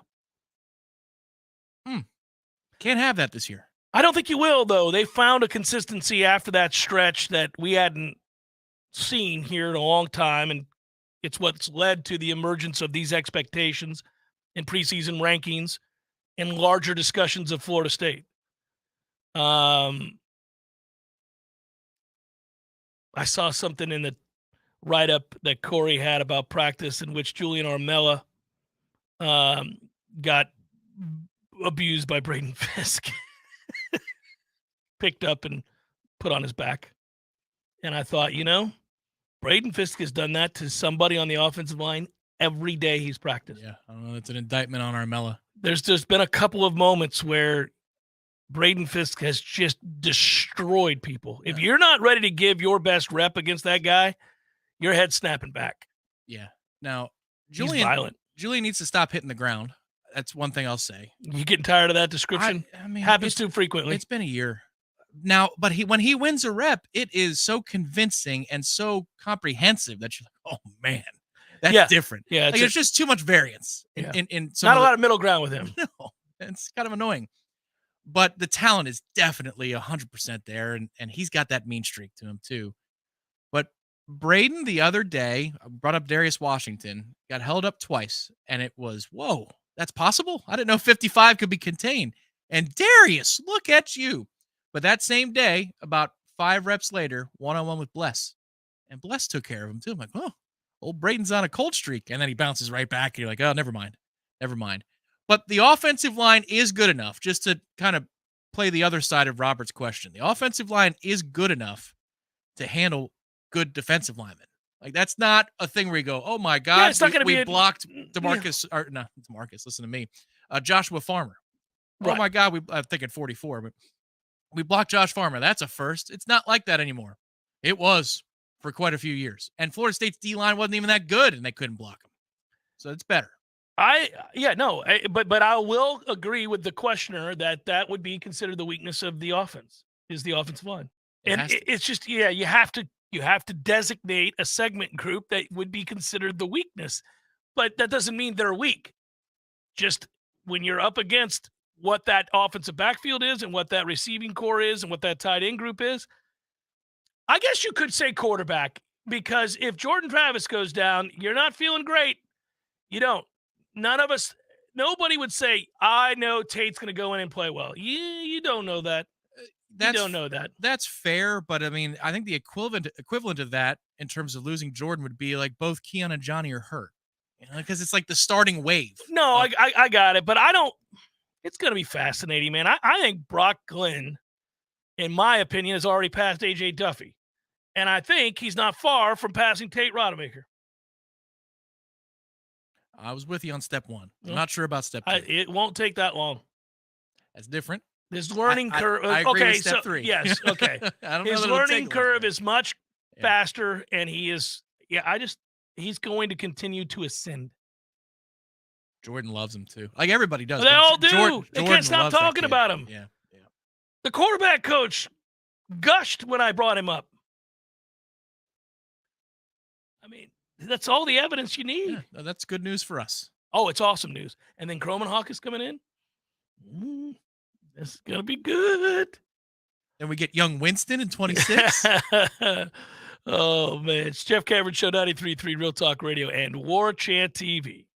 There's no doubt that buying a home can feel overwhelming, especially if it's your first home. You're worried about location, school zones, square footage, inspections, insurance, loan approvals, interest rates, and of course the price. Buying a home could be the most significant investment you've ever made. But there's good news. You have our friends at Legendary Home Loans, and they're on your side and in your corner. They're going to go to bat for you. Shannon Young from Legendary Home Loans can help first-time home buyers get up to $25,000 for your down payment. For first responders, veterans, teachers, military, and healthcare workers. And that's not all. Shannon is an expert navigator of the home loan terrain, and you can trust that he's going to get you the most competitive interest rates and guide you through the process every step of the way. Plus, Shannon will also get your closing costs reduced. It's the Hometown Heroes program at Legendary Home Loans. Give them a call today, 844-FSU-LOAN. That's 844-FSU-LOAN. Or go to FSUHomeLoans.com and ask for Shannon Young. NMLS number 2270146. Hello, Leon County. Let's get ready to win with Ken. I'm Ken Preston. I want to be your next Leon County property appraiser. I'm driven, committed, experienced, and a dedicated community servant. I'm ready to put my experience as a former property appraiser to work to help make a difference for the people of Leon County. Let's go to work. Vote for me. Ken Preston for Leon County Property Appraiser 2024. Win with Ken. A political advertisement by Ken Preston for Leon County Property Appraiser. Hey, no fans, our partner ISF Inc. is a national management and IT consulting firm located right here in Tallahassee, Florida, solving the future for state governments through strategy, process, and technology. As a trusted advisor for state governments, ISF knows the importance of defining a clear and detailed strategy. Our friends at ISF can help your organization create a strategy that sets you on a path to success. ISF, your vision plus our expertise brings your brilliant ideas to life. Visit ISF.com to learn more. ISF, solving the future. Honey, I just got a text from Dave. He wants us to come over for a barbecue. What's our excuse for not going? Oh, no need for an excuse anymore because Dave got a new girl from Hearth and Patio. Oh, thank goodness. Dave, we will be happy to join y'all this weekend, and congrats on the new grill from Hearth and Patio. My wife said she would bring potato salad. Hearth and Patio invites you to elevate your grilling game this year with one of their amazing grills from Fire Magic, Broil Master, or Blaze Grills. Call them today, 850-727-4282. That's 850-727-4282, or visit them online at hearthpatiotallahassee.com. Hearth and Patio, making barbecues great in the Sunshine State. Honey, Dave said no raisins in the potato salad this time. Call them today, 850-727-4282. That's 850-727-4282, or visit them online at hearthpatiotallahassee.com. Power Mill Training Academy equips motivated athletes focused on baseball and softball with the specific tools to reach their true potential. Now, you'll read that if you go to their website, but I'm here to tell you that, look, whether it's your daughter wanting to play softball, your son wants to play baseball, or maybe they just want to have fun and get the most out of their abilities, and that's where Power Mill comes into play. They've got coaches and camps that teach for every level of play for your son or your daughter. To learn more, go to PowerMillSports.com. We all want more energy, more strength, more results. Well, welcome to Orange Theory Fitness as you take a step towards feeling more alive today. Backed by science, Orange Theory's heart rate monitored workout is scientifically designed to keep heart rates in a target zone, spiking metabolism and increasing energy. Orange Theory Fitness is a one-of-a-kind group personal training workout resulting in more energy, visible toning, and extra calorie burn for up to 36 hours. Experience a more vibrant life today with Orange Theory Fitness. To find out more, go to orangetheoryfitness.com. Welcome back to the Jeff Cameron Show, sponsored by Legendary Home Loans, a mortgage experience designed around speed, simplicity, and customer service.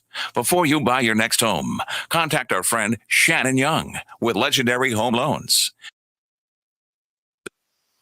FSUHomeLoans.com.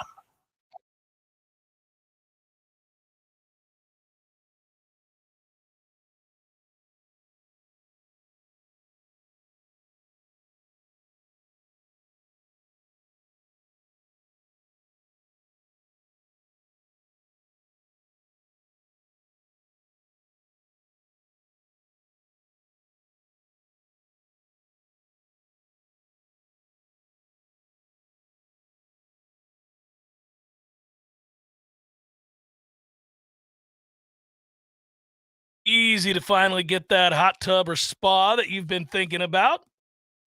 You can get discounts and rebates really year-round, some months better than others, but in the summer months, they've done the right thing. Rebates up to $5,000, 0% financing for 60 months. Man, 0%, that's free. Take this puppy. All right. So you can get that hot tub that you've always wanted right there in your backyard now for as little as $99 a month with installation and hot tub covers included. It's like layaway, but they'll give it to you today. Yeah, here you go. Take it. Layaway today. Massive showroom if you want to go check out these hot tubs. They got over 50 of them in there, 12,000 square feet of tubs. Relax, good times. Go to that Pinch a Penny on Greer Street, just off of Capitol Circle Northeast, and you'll see what I'm talking about. It is huge. It doesn't look it from the outside.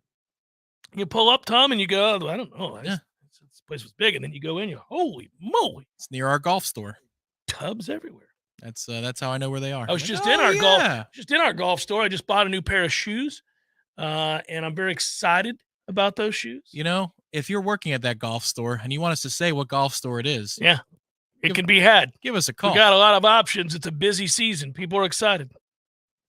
That's a fair pimp. You should, yeah. And we would. Yeah. Oh, no, it's a good place. Plus, we're friends with everybody that works there. So we go. Come on, fellas, let's go. I was going to say because I've said it before, but I want to put it back on your all's radar, guys. I don't take any great pleasure in being right about this, but I'm going to be right about this. And I saw more evidence about it. I hear pleasure in your voice. No, but this reminds me of you being scared for Arnold Palmer. Mr. Palmer. And you calling me like right after that opening tee shot at the Masters. Like, oh my God. Look, Jimmy Roberts, I don't really care about one He's way or the choking other. up talking to him. He was shaking. Well, this is news. I got to call Jeff. Yeah. Jimmy Roberts is crying on television. Yeah, because he knew it was over. It was going to be the last. That was it. Thank you, Arnold. Yeah. What is going on, Arnold? Is he dying right there? You knew it. So here you go. I brought up Jerry Jones about a month ago. Buddy, it's over. It's over. They have to win the Super Bowl this year, or he's not seeing another one. This will be his last postseason. You can find it online. So Jerry loves to talk after every practice with some station in Dallas, but they got to get him to stop doing that. If I were the station in Dallas, I know it probably gets them buku ratings, and they're probably getting a huge sponsor dollar out of it. And you got to do business. I got it. It just feels wrong having Jerry on these shows right now, man. If you can exploit Jerry Jones, you exploit him to the hilt. I'm not trying to feel sorry for Jerry Jones. I'm only telling you that Jerry is not all there. He's not there. It is nothing short of pure gibberish when he talks. Gibberish. Non sequiturs, random sort of nonsense that, what are you talking about? And that was never his bag. With Jimbo, if he's old and you hear that, you're like, it's just Jimbo. He's just slowing down. No, it's nuts. He talks about Dak every day. If I were Dak, I'd say, shut up, man. You sound ridiculous.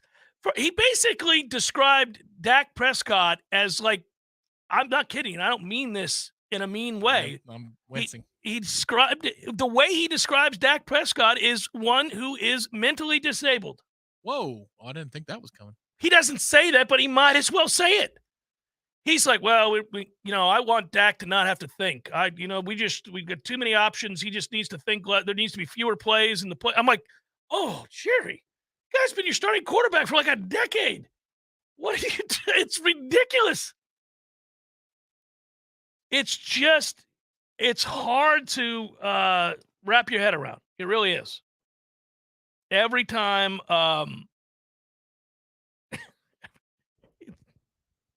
he can't. That's actually the highlight of his discussion is when he is talking about Dak because it's kind of funny because you're like, man, you're not doing that guy any favors, Jerry. But then secondly, that's the only time where it's like, okay, that's coherent. That I may not agree with you, but that's coherent.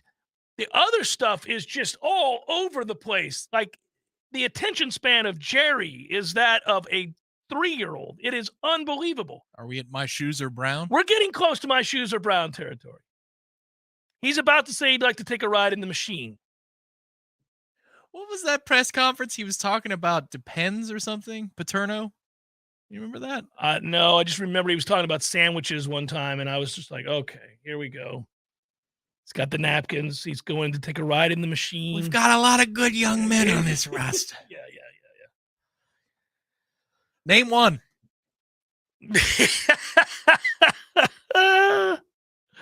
Jeff, can you imagine if they had rolled out old racist-ass Hugh Culverhouse on radio back in the day? Oh, my God.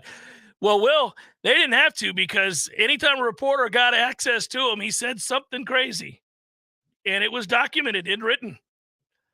But, yeah, it would have been something when we were growing up to see Hugh Culverhouse out there. He was like one of the very few people that legitimately, when they announced he was dead, I was like, good. Yeah. Good. Would have been something to see Bo Jackson. Oh, it would have been. Yeah. In a Bucs uniform. Oopsie. Yeah.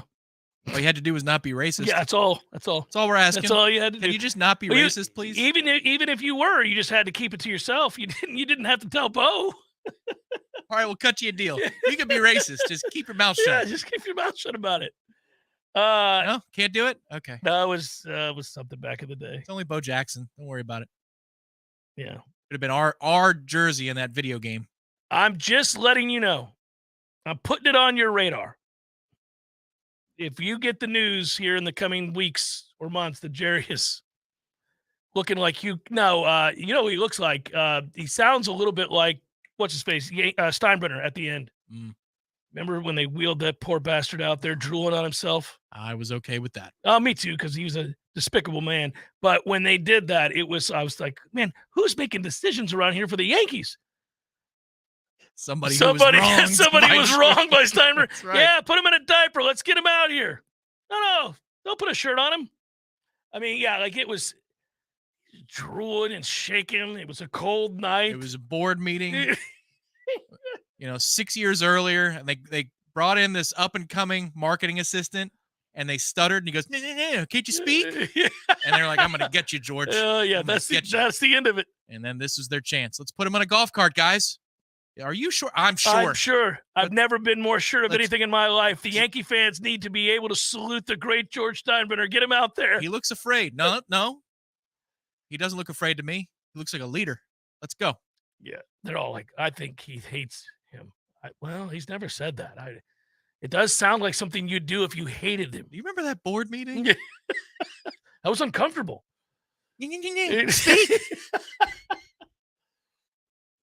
Yeah, it was so Wispy. There it is, live spectator. Old Wispy needs company. He's about to get it. 2 former owners, forever owners in the National Football League. That were good in their younger years. Oh, that were dominant. Ass kickers, taking names. Took the league by storm. Changed football, all of it. And then spent the whole second half of their work lives chasing what they once were. And yeah. I often point to people as they get older and older. They look like the guy who drank out of the wrong cup in The Last Crusade, Indiana Jones in The Last Crusade. I'm going to hate when that's me, but it's going to happen someday. I'm going to look in the mirror. I'm like, I look like the guy who drank the wrong cup in The Last Crusade. But Jerry qualifies right now. Who do we think will be winning the Coastal? Joe, there is no Coastal. Trick question. Mm-hmm. There is no Coastal. No divisions gives us the opportunity for a free pass if you lose to Clemson on the road. It won't be Miami, even if there was. I liked I don't know why I had a thing about divisions. I liked it when they had divisions. I know why they don't, but I like divisions. Much to our benefit. That Clemson, I mean, it would be immaterial what happened with LSU. Right. That Clemson game would still be vital. And now it's kind of, like, okay, it works out for you. Yeah, I agree. Jeff Cameron Show, 93.3 Real Talk Radio, Warchant TV.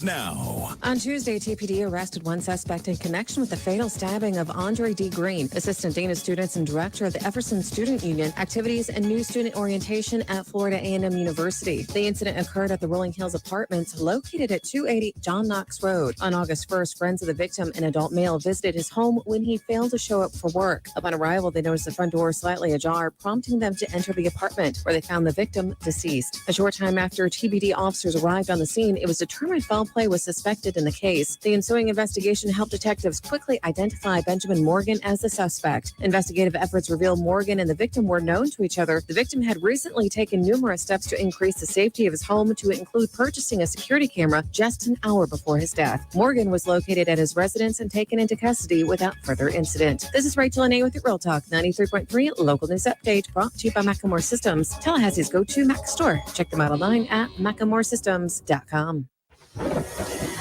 This is meteorologist Paul Trombley with your Real Talk 93.3 weather update. An excessive heat warning continues until 8 p.m. tonight. An excessive heat watch begins at 11 a.m. tomorrow and continues until 8 p.m. tomorrow night. High of 96 this afternoon under partly cloudy skies with a chance for scattered storms. Southwest winds 8 to 15 miles per hour. 77 tonight, chance for scattered thunderstorms. This report is brought to you by The Lawn Johns. For all your landscaping and lawn care needs, visit thelawnjohns.com. Right now, 92. It's summertime in Tallahassee, and it's gonna get hot. The last thing you want to do is your own yard work, so call the Lawn Johns instead. Here's what Linda had to say after her lawn service. The Lawn Johns transformed my yard. Mark had excellent landscaping ideas and recommendations for the best plants for certain areas. The plan was executed efficiently, and now the yard is beautiful and full of color and variety. Call the Lawn Johns today for all your lawn care and landscaping at 322-2567, or request a free quote online at thelawnjohns.com. So everybody knows, Eddie, that you are a spectacular cook. Of course they know that. If they go into Bumpa's, the food is always good. I mean, everything on the menu. Everything at Gordo's is delicious. I always, of course, get the bungalow chungla, as I call it. The bungalow chung, Jeff. Is that what is the pork? The bungalow chung, Jeff. Okay, the bungalow chungla. It's delicious. All of these things, all the items, everything you do, a master cook. But, sir, I would ask you, what is a skill that you possess that you're particularly proud of that nobody would know and that you could share with us here? Growing hair, Jeff. Growing hair. You're an asshole. Gordo's, bringing the flavor and flair of Cuban food to Tallahassee since 1996. The Jeff Cameron Show, brought to you by Orange Theory Fitness. 2 Tallahassee locations, Midtown on Thomasville Road and Northside in the Village Common Shopping Center. Online at orangetheoryfitness.com.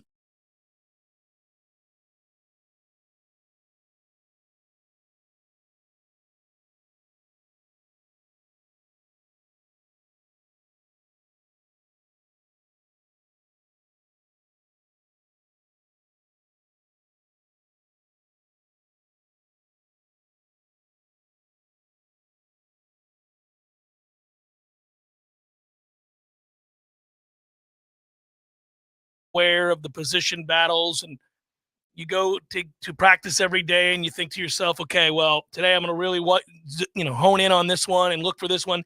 But somewhere along the way during those practices, usually it's about a week, sometimes maybe 10 days, when you get into the meat of it and you've seen what you need to see about certain guys that either we're going to put on weight or lose weight, or other guys that you wanted to see take the next step. A good guy, for example, would be Zaire Thomas, a player that has had a good camp so far and looks kind of renewed again. You know, he seems like a guy that you can get excited about again. But whenever that happens, right, when you check the boxes, Tom, while still acknowledging that the other stuff is going on, certain competitions are still happening, etc., all you do is say to yourself over and over again, I wish they'd stop playing him. He's going to be good. Just go ahead and put him over here and let these other guys figure it out over here. I do that all the time now. I don't care, like, apparently the reporters in Jacksonville care very deeply about who's playing and who's not playing at practices, but yeah. But what I would tell you is, like, I see a guy, this could be any guy, but let's say he's a starter, right? He's a known starter. And you see him out there, and all of a sudden you're like, okay, he's looking good again. Looks like he's in shape. Everything's all right. We're good to go. And then let's say he misses a day. I'm good if I don't see him again. As long as I can get confirmation that everything's okay, he's fine. If Mike were like, I'm not going to play this guy for 4 days because he sprained his left pinky toe, and he's already one of our best players, and he's played a ton of football, and you know what? We're just going to give him extra time on that pinky toe, because why would you ever jeopardize it? We know the dude is a stud. I'm fine with it. People get panicked, though. You see it all over the boards. You see it on Twitter. You see it in the way the questions are asked. How come so-and-so hasn't played yet? How come we're not talking about these guys after practice? How come certain other guys aren't playing?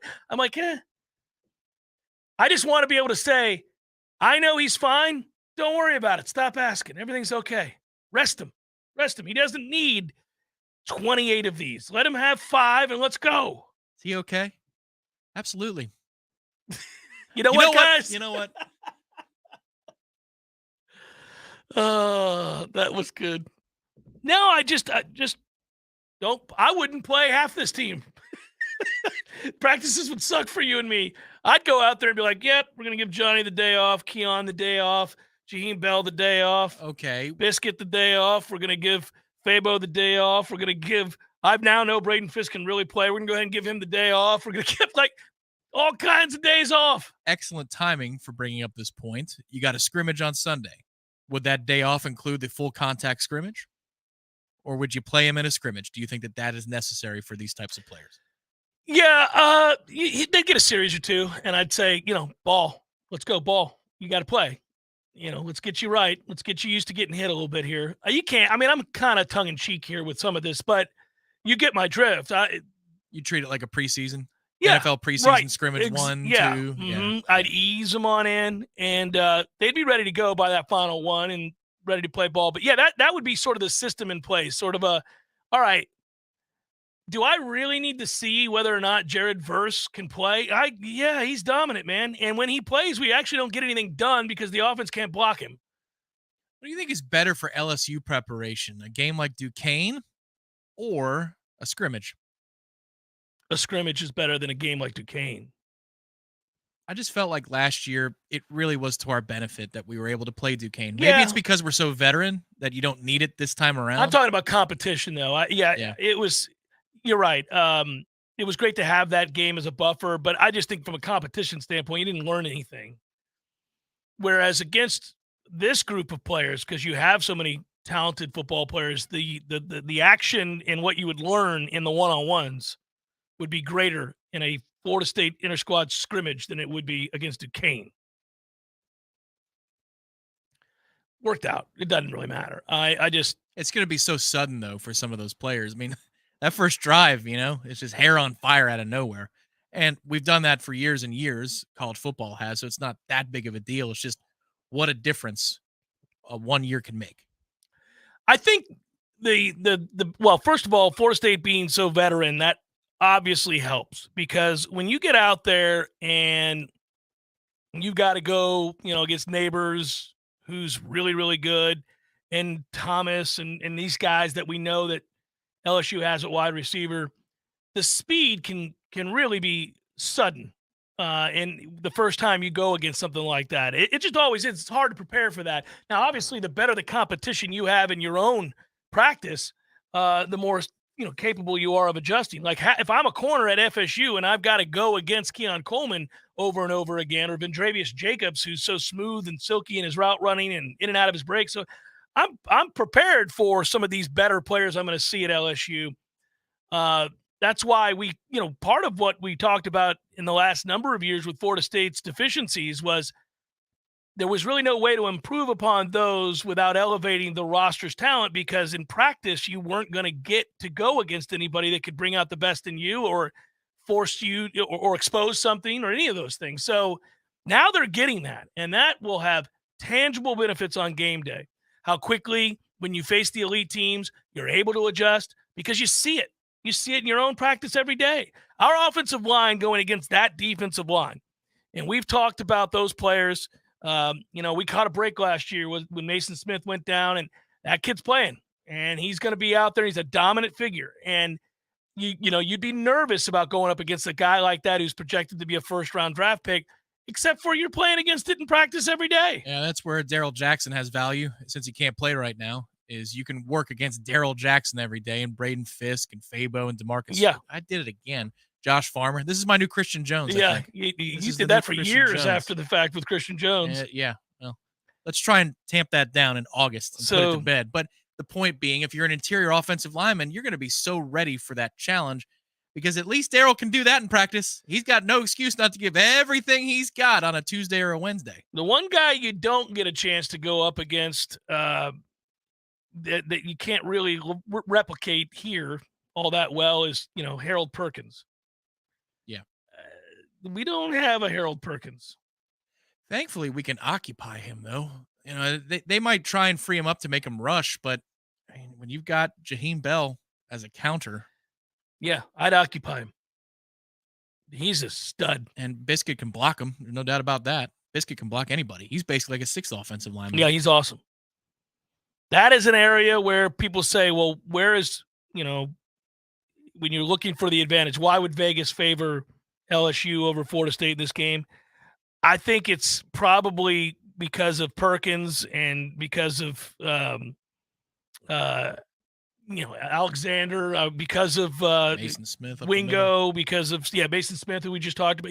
They got dudes there, but so do we. So I don't know. I'm talking myself out of that now. I think about it. I mean, we don't have a Harold Perkins, but we have an offense that can isolate that matchup, and if we don't like it, we just neutralize it and move somewhere else. It's not like, oh my God, we've only got Jaheim Bell, receivers are replacement level, and the O-line is weak. What are we going to do? How the hell are we going to? No, well, You can either have Perkins isolated by scheme against Jordan Travis legs, against Jaheim Bell. It's one of the great things, man. I keep thinking anybody that wants to try to win and by playing man, we're going to be in good shape. Yep. God forbid you're dumb enough to turn your back to us. And we've been in that position so many times because we couldn't play zone. We'd be in man. And I'm thinking you can't against this guy. When you turn your back, you're dead in the water. That's where the two SEC performances for Jordan last year, they just take you to a place of comfort. We didn't know that Jordan had it in him by the middle of first quarter against LSU. You said, oh man, didn't even see this in practice. The ability to, you're going to apply pressure here. Well, I've got an outlet there. Oh, he was so on it. All hell's broken loose. No problem. I'm just going to roll out, get rid of the ball. Whatever it is, he was prepared for it. And that's one thing in my brain where I say, all right, I trust him. And then number two, nothing worked against Florida. Johnny Pokey caught passes against LSU out the gate. You had the flea flicker. But against Florida, nothing worked early. And yet, he still had the fortitude to rise up and be more than anything in that game. He was the best player, and it wasn't close. Couple things to tell you about real quick before we break and come back and give you the probables. First of all, make sure you go see my friends at Orange Theory Fitness. 2 locations in town. Want to stay in shape. It's the heavy season. It's upon us, guys.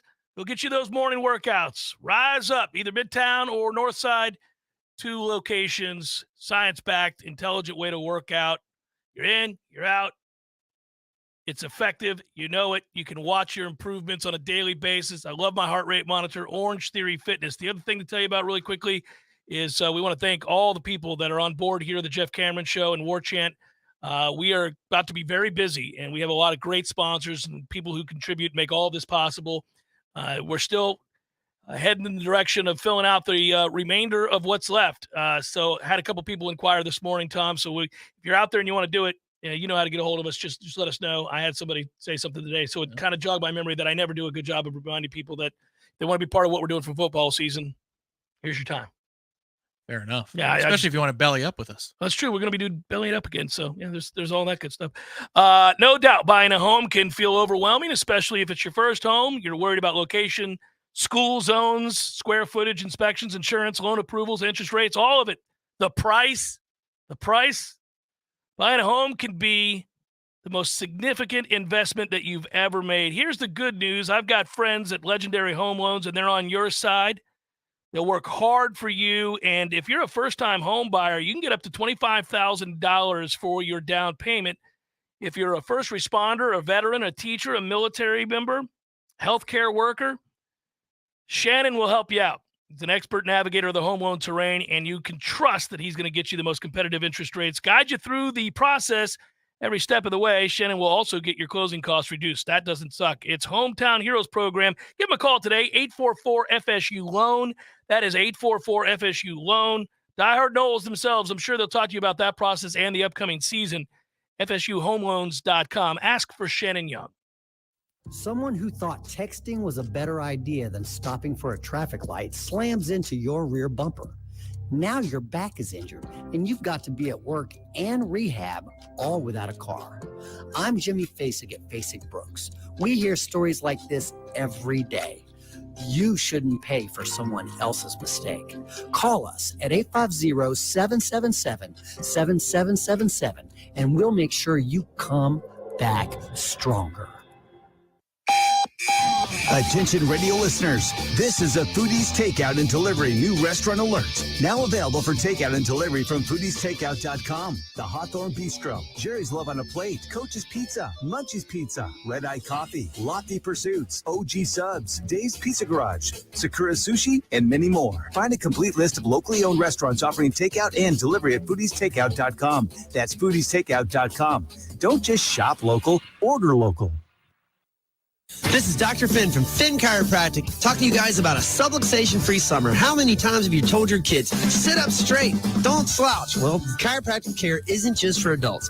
The problems in your spine can start at an early age. So while school is out for the summer, we're offering our phenomenal health exam for just $47. Avoid a subluxation and bring in the kids. Give us a call, 386-7700 or finnchiro.com. That's FENNCHIRO.com.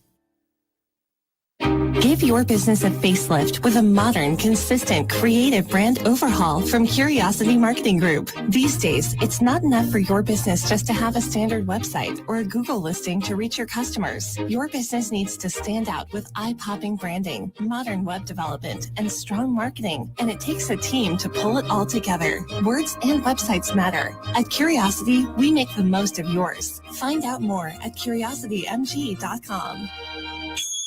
I used to fight almost on a daily basis working on my business website. I'm a pretty smart guy, but I could never get it to function the way I needed it to, and I was losing customers because of it. That's when I called Curiosity Marketing.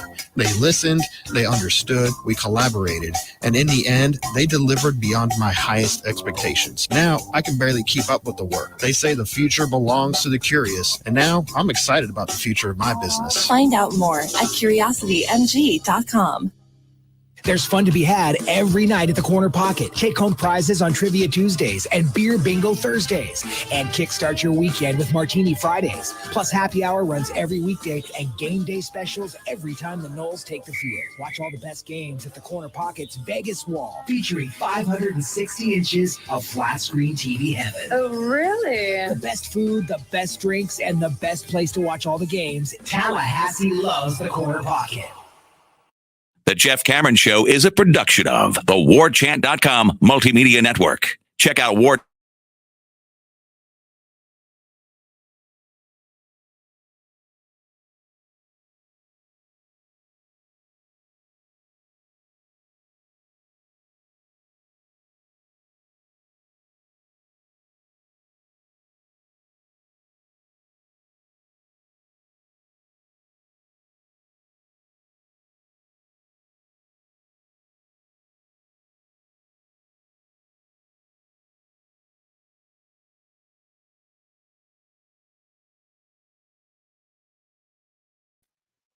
the skills necessary, the foundational skills you need to play the game, either softball or baseball, and that way you have fun.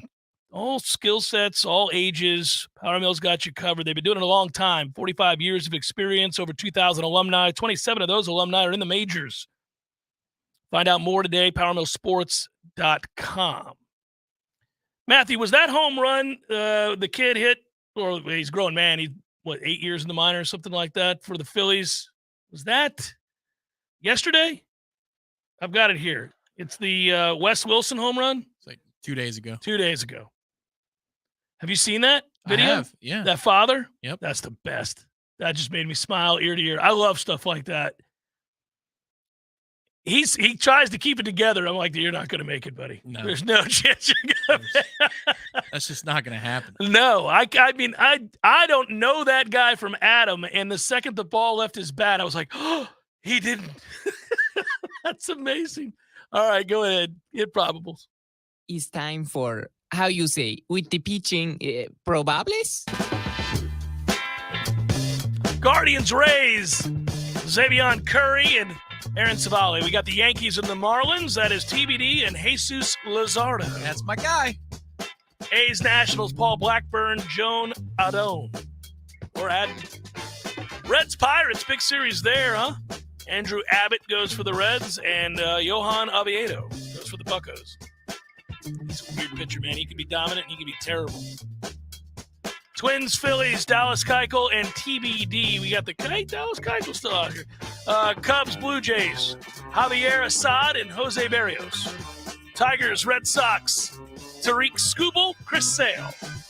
Braves, Mets, Charlie Morton, Tyler McGill. All right. I see you. Charlie Morton's got 20 decisions on the year. He's 10-10. Wow. Who the hell's got 20 decisions? Wow. Angels, Astros, Reed Detmers, Justin Verlander. Cardinals, Royals, Adam Wainwright, Dylan Coleman. Guys, stop rolling Adam Wainwright out there. He's got an 8 ERA. He's 105 years old. Stop it. He looks scared. I'm just glad they suck. 51-65. Brewers, White Sox, Corbin Burns, Michael Kopech. We got the Padres and the D-backs, Blake Snell, Ryan Nelson. Quietly, the Padres have the best ERA in the National League as a team. Rockies, Dodgers, Austin Gomber, Lance Lynn. Orioles, Mariners, Kyle Gibson, Luis Castillo. And finally, Rangers, Giants, John Gray, Scott Alexander. And that is a look at those that shall reside on the bump.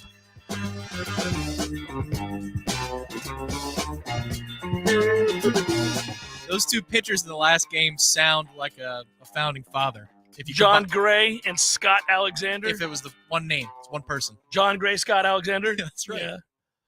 And that's when John Gray, Scott Alexander from Virginia stood up. He had heard enough. There's a show on the History Channel called 10 Things You Don't Know. And it's about 10 things you don't know about certain historical figures. Like they did Benjamin Franklin. They did one. I couldn't believe it. I actually found out more about Lincoln than I realized. I mean, there's so many books on Lincoln. There's a very long movie. I mean, there's a lot on Lincoln. And he actually had 7 fingers on his left hand. You're like, oh, this is incredible. Hoover was the one I was most surprised by. I already knew that, he had some weird proclivities and all of that. I didn't know the depth to which he was struggling. We're talking J. Edgar? Yeah, J. Edgar. Yeah. Yeah, the criminal that was the head of the FBI. Yes. Yeah, Herbert was a candidate too. Hooverville. Yeah, that's true. Yeah. That's true. No, J. Edgar. But that show is not bad. I found something on the History Channel that's not about aliens. It's a miracle. Or the lock or something like that. That's one of the memes that stands the test. The guy's hair? Is the guy. Yeah. Aliens. That guy's great. Oh, he found an angle, man. He's like, I really want to believe a bunch of crazy stuff. I'm going to write it in a book and really sell it. And it doesn't matter that it's not true and I can't prove it, but I'm going to do it. And then he got picked up. He's like, yes, now I'm going to moose my hair crazy and say these things. If and when I'll give the people what they want. If and when we're done with this conference, we should have that and just put ironclad underneath the screenshot. Ironclad. That is perfect. Absolutely, we should. Enjoy the weekend, everybody. It's going to be a good time. Should be a little laid back. We got a good dinner tonight. You and I, Tom. You taking the boys to see Oppenheimer yet? I haven't, and I desperately want to. And I meant to go last weekend, so maybe this is the weekend. My life is about to get crazy. Both boys play football, one in middle school, one in high school. And so it's Thursday night and Friday night that are going to be occupied forevermore. And during the week, they're at school and they have practice. And you know how it is. And until November, I'm a taxi because Bryce doesn't drive until he turns 16 in November. If they have a road game out of county at the high school level, are you going? I'll go. They can play Miami. I'll go. I don't miss games. Okay. Well, I just for my own schedule. No, purposes. I'll give you a heads up. No, I don't miss games. We're not doing that. I'll be there. But it's yeah. I mean, I'm not nervous. I'm just I think I'm going to be a little worn down. Yeah, that's fine. That's fine. You got to pace yourself. Yeah. Oh, a couple extra Orange Theory workouts a week, and you'll be right as rain. Yeah, a lot of water at night. A lot of guzzling of water to get hydrated. That's the one part of getting old, man. I was already bald as I got older, but this getting old and getting cramps for no damn reason is nonsense. Just calf cramps all the damn time. I'm pounding water. I'm pounding the LMNTs. I take all that stuff. Athletic Greens. I do. Love them all. And I still get calf cramps. And it's because I really like a robust, large cup of coffee once or twice a day. And I've been known to drink a couple beers. So, those things. Actually, you know what a great solution for that is? Going to the movies, getting a thing of popcorn and a giant root beer. Oh, sure. That's going to help. That's going to help my calf cramps all the way through. They're going to go away. Well, if you're going to Oppenheimer, you're going to have more than the snow caps. You're going to have some things. All the 3 hours. And that's fine with me. You throw in the previews. You're talking about a 3.5 hour investment in the chair. I can handle it. You just need to have the proper accoutrement. I will. Good work out of you. Good work, Director Matthew. Be well, everybody. Talk to you soon. Have a great weekend. We'll talk to you on Monday. Peace.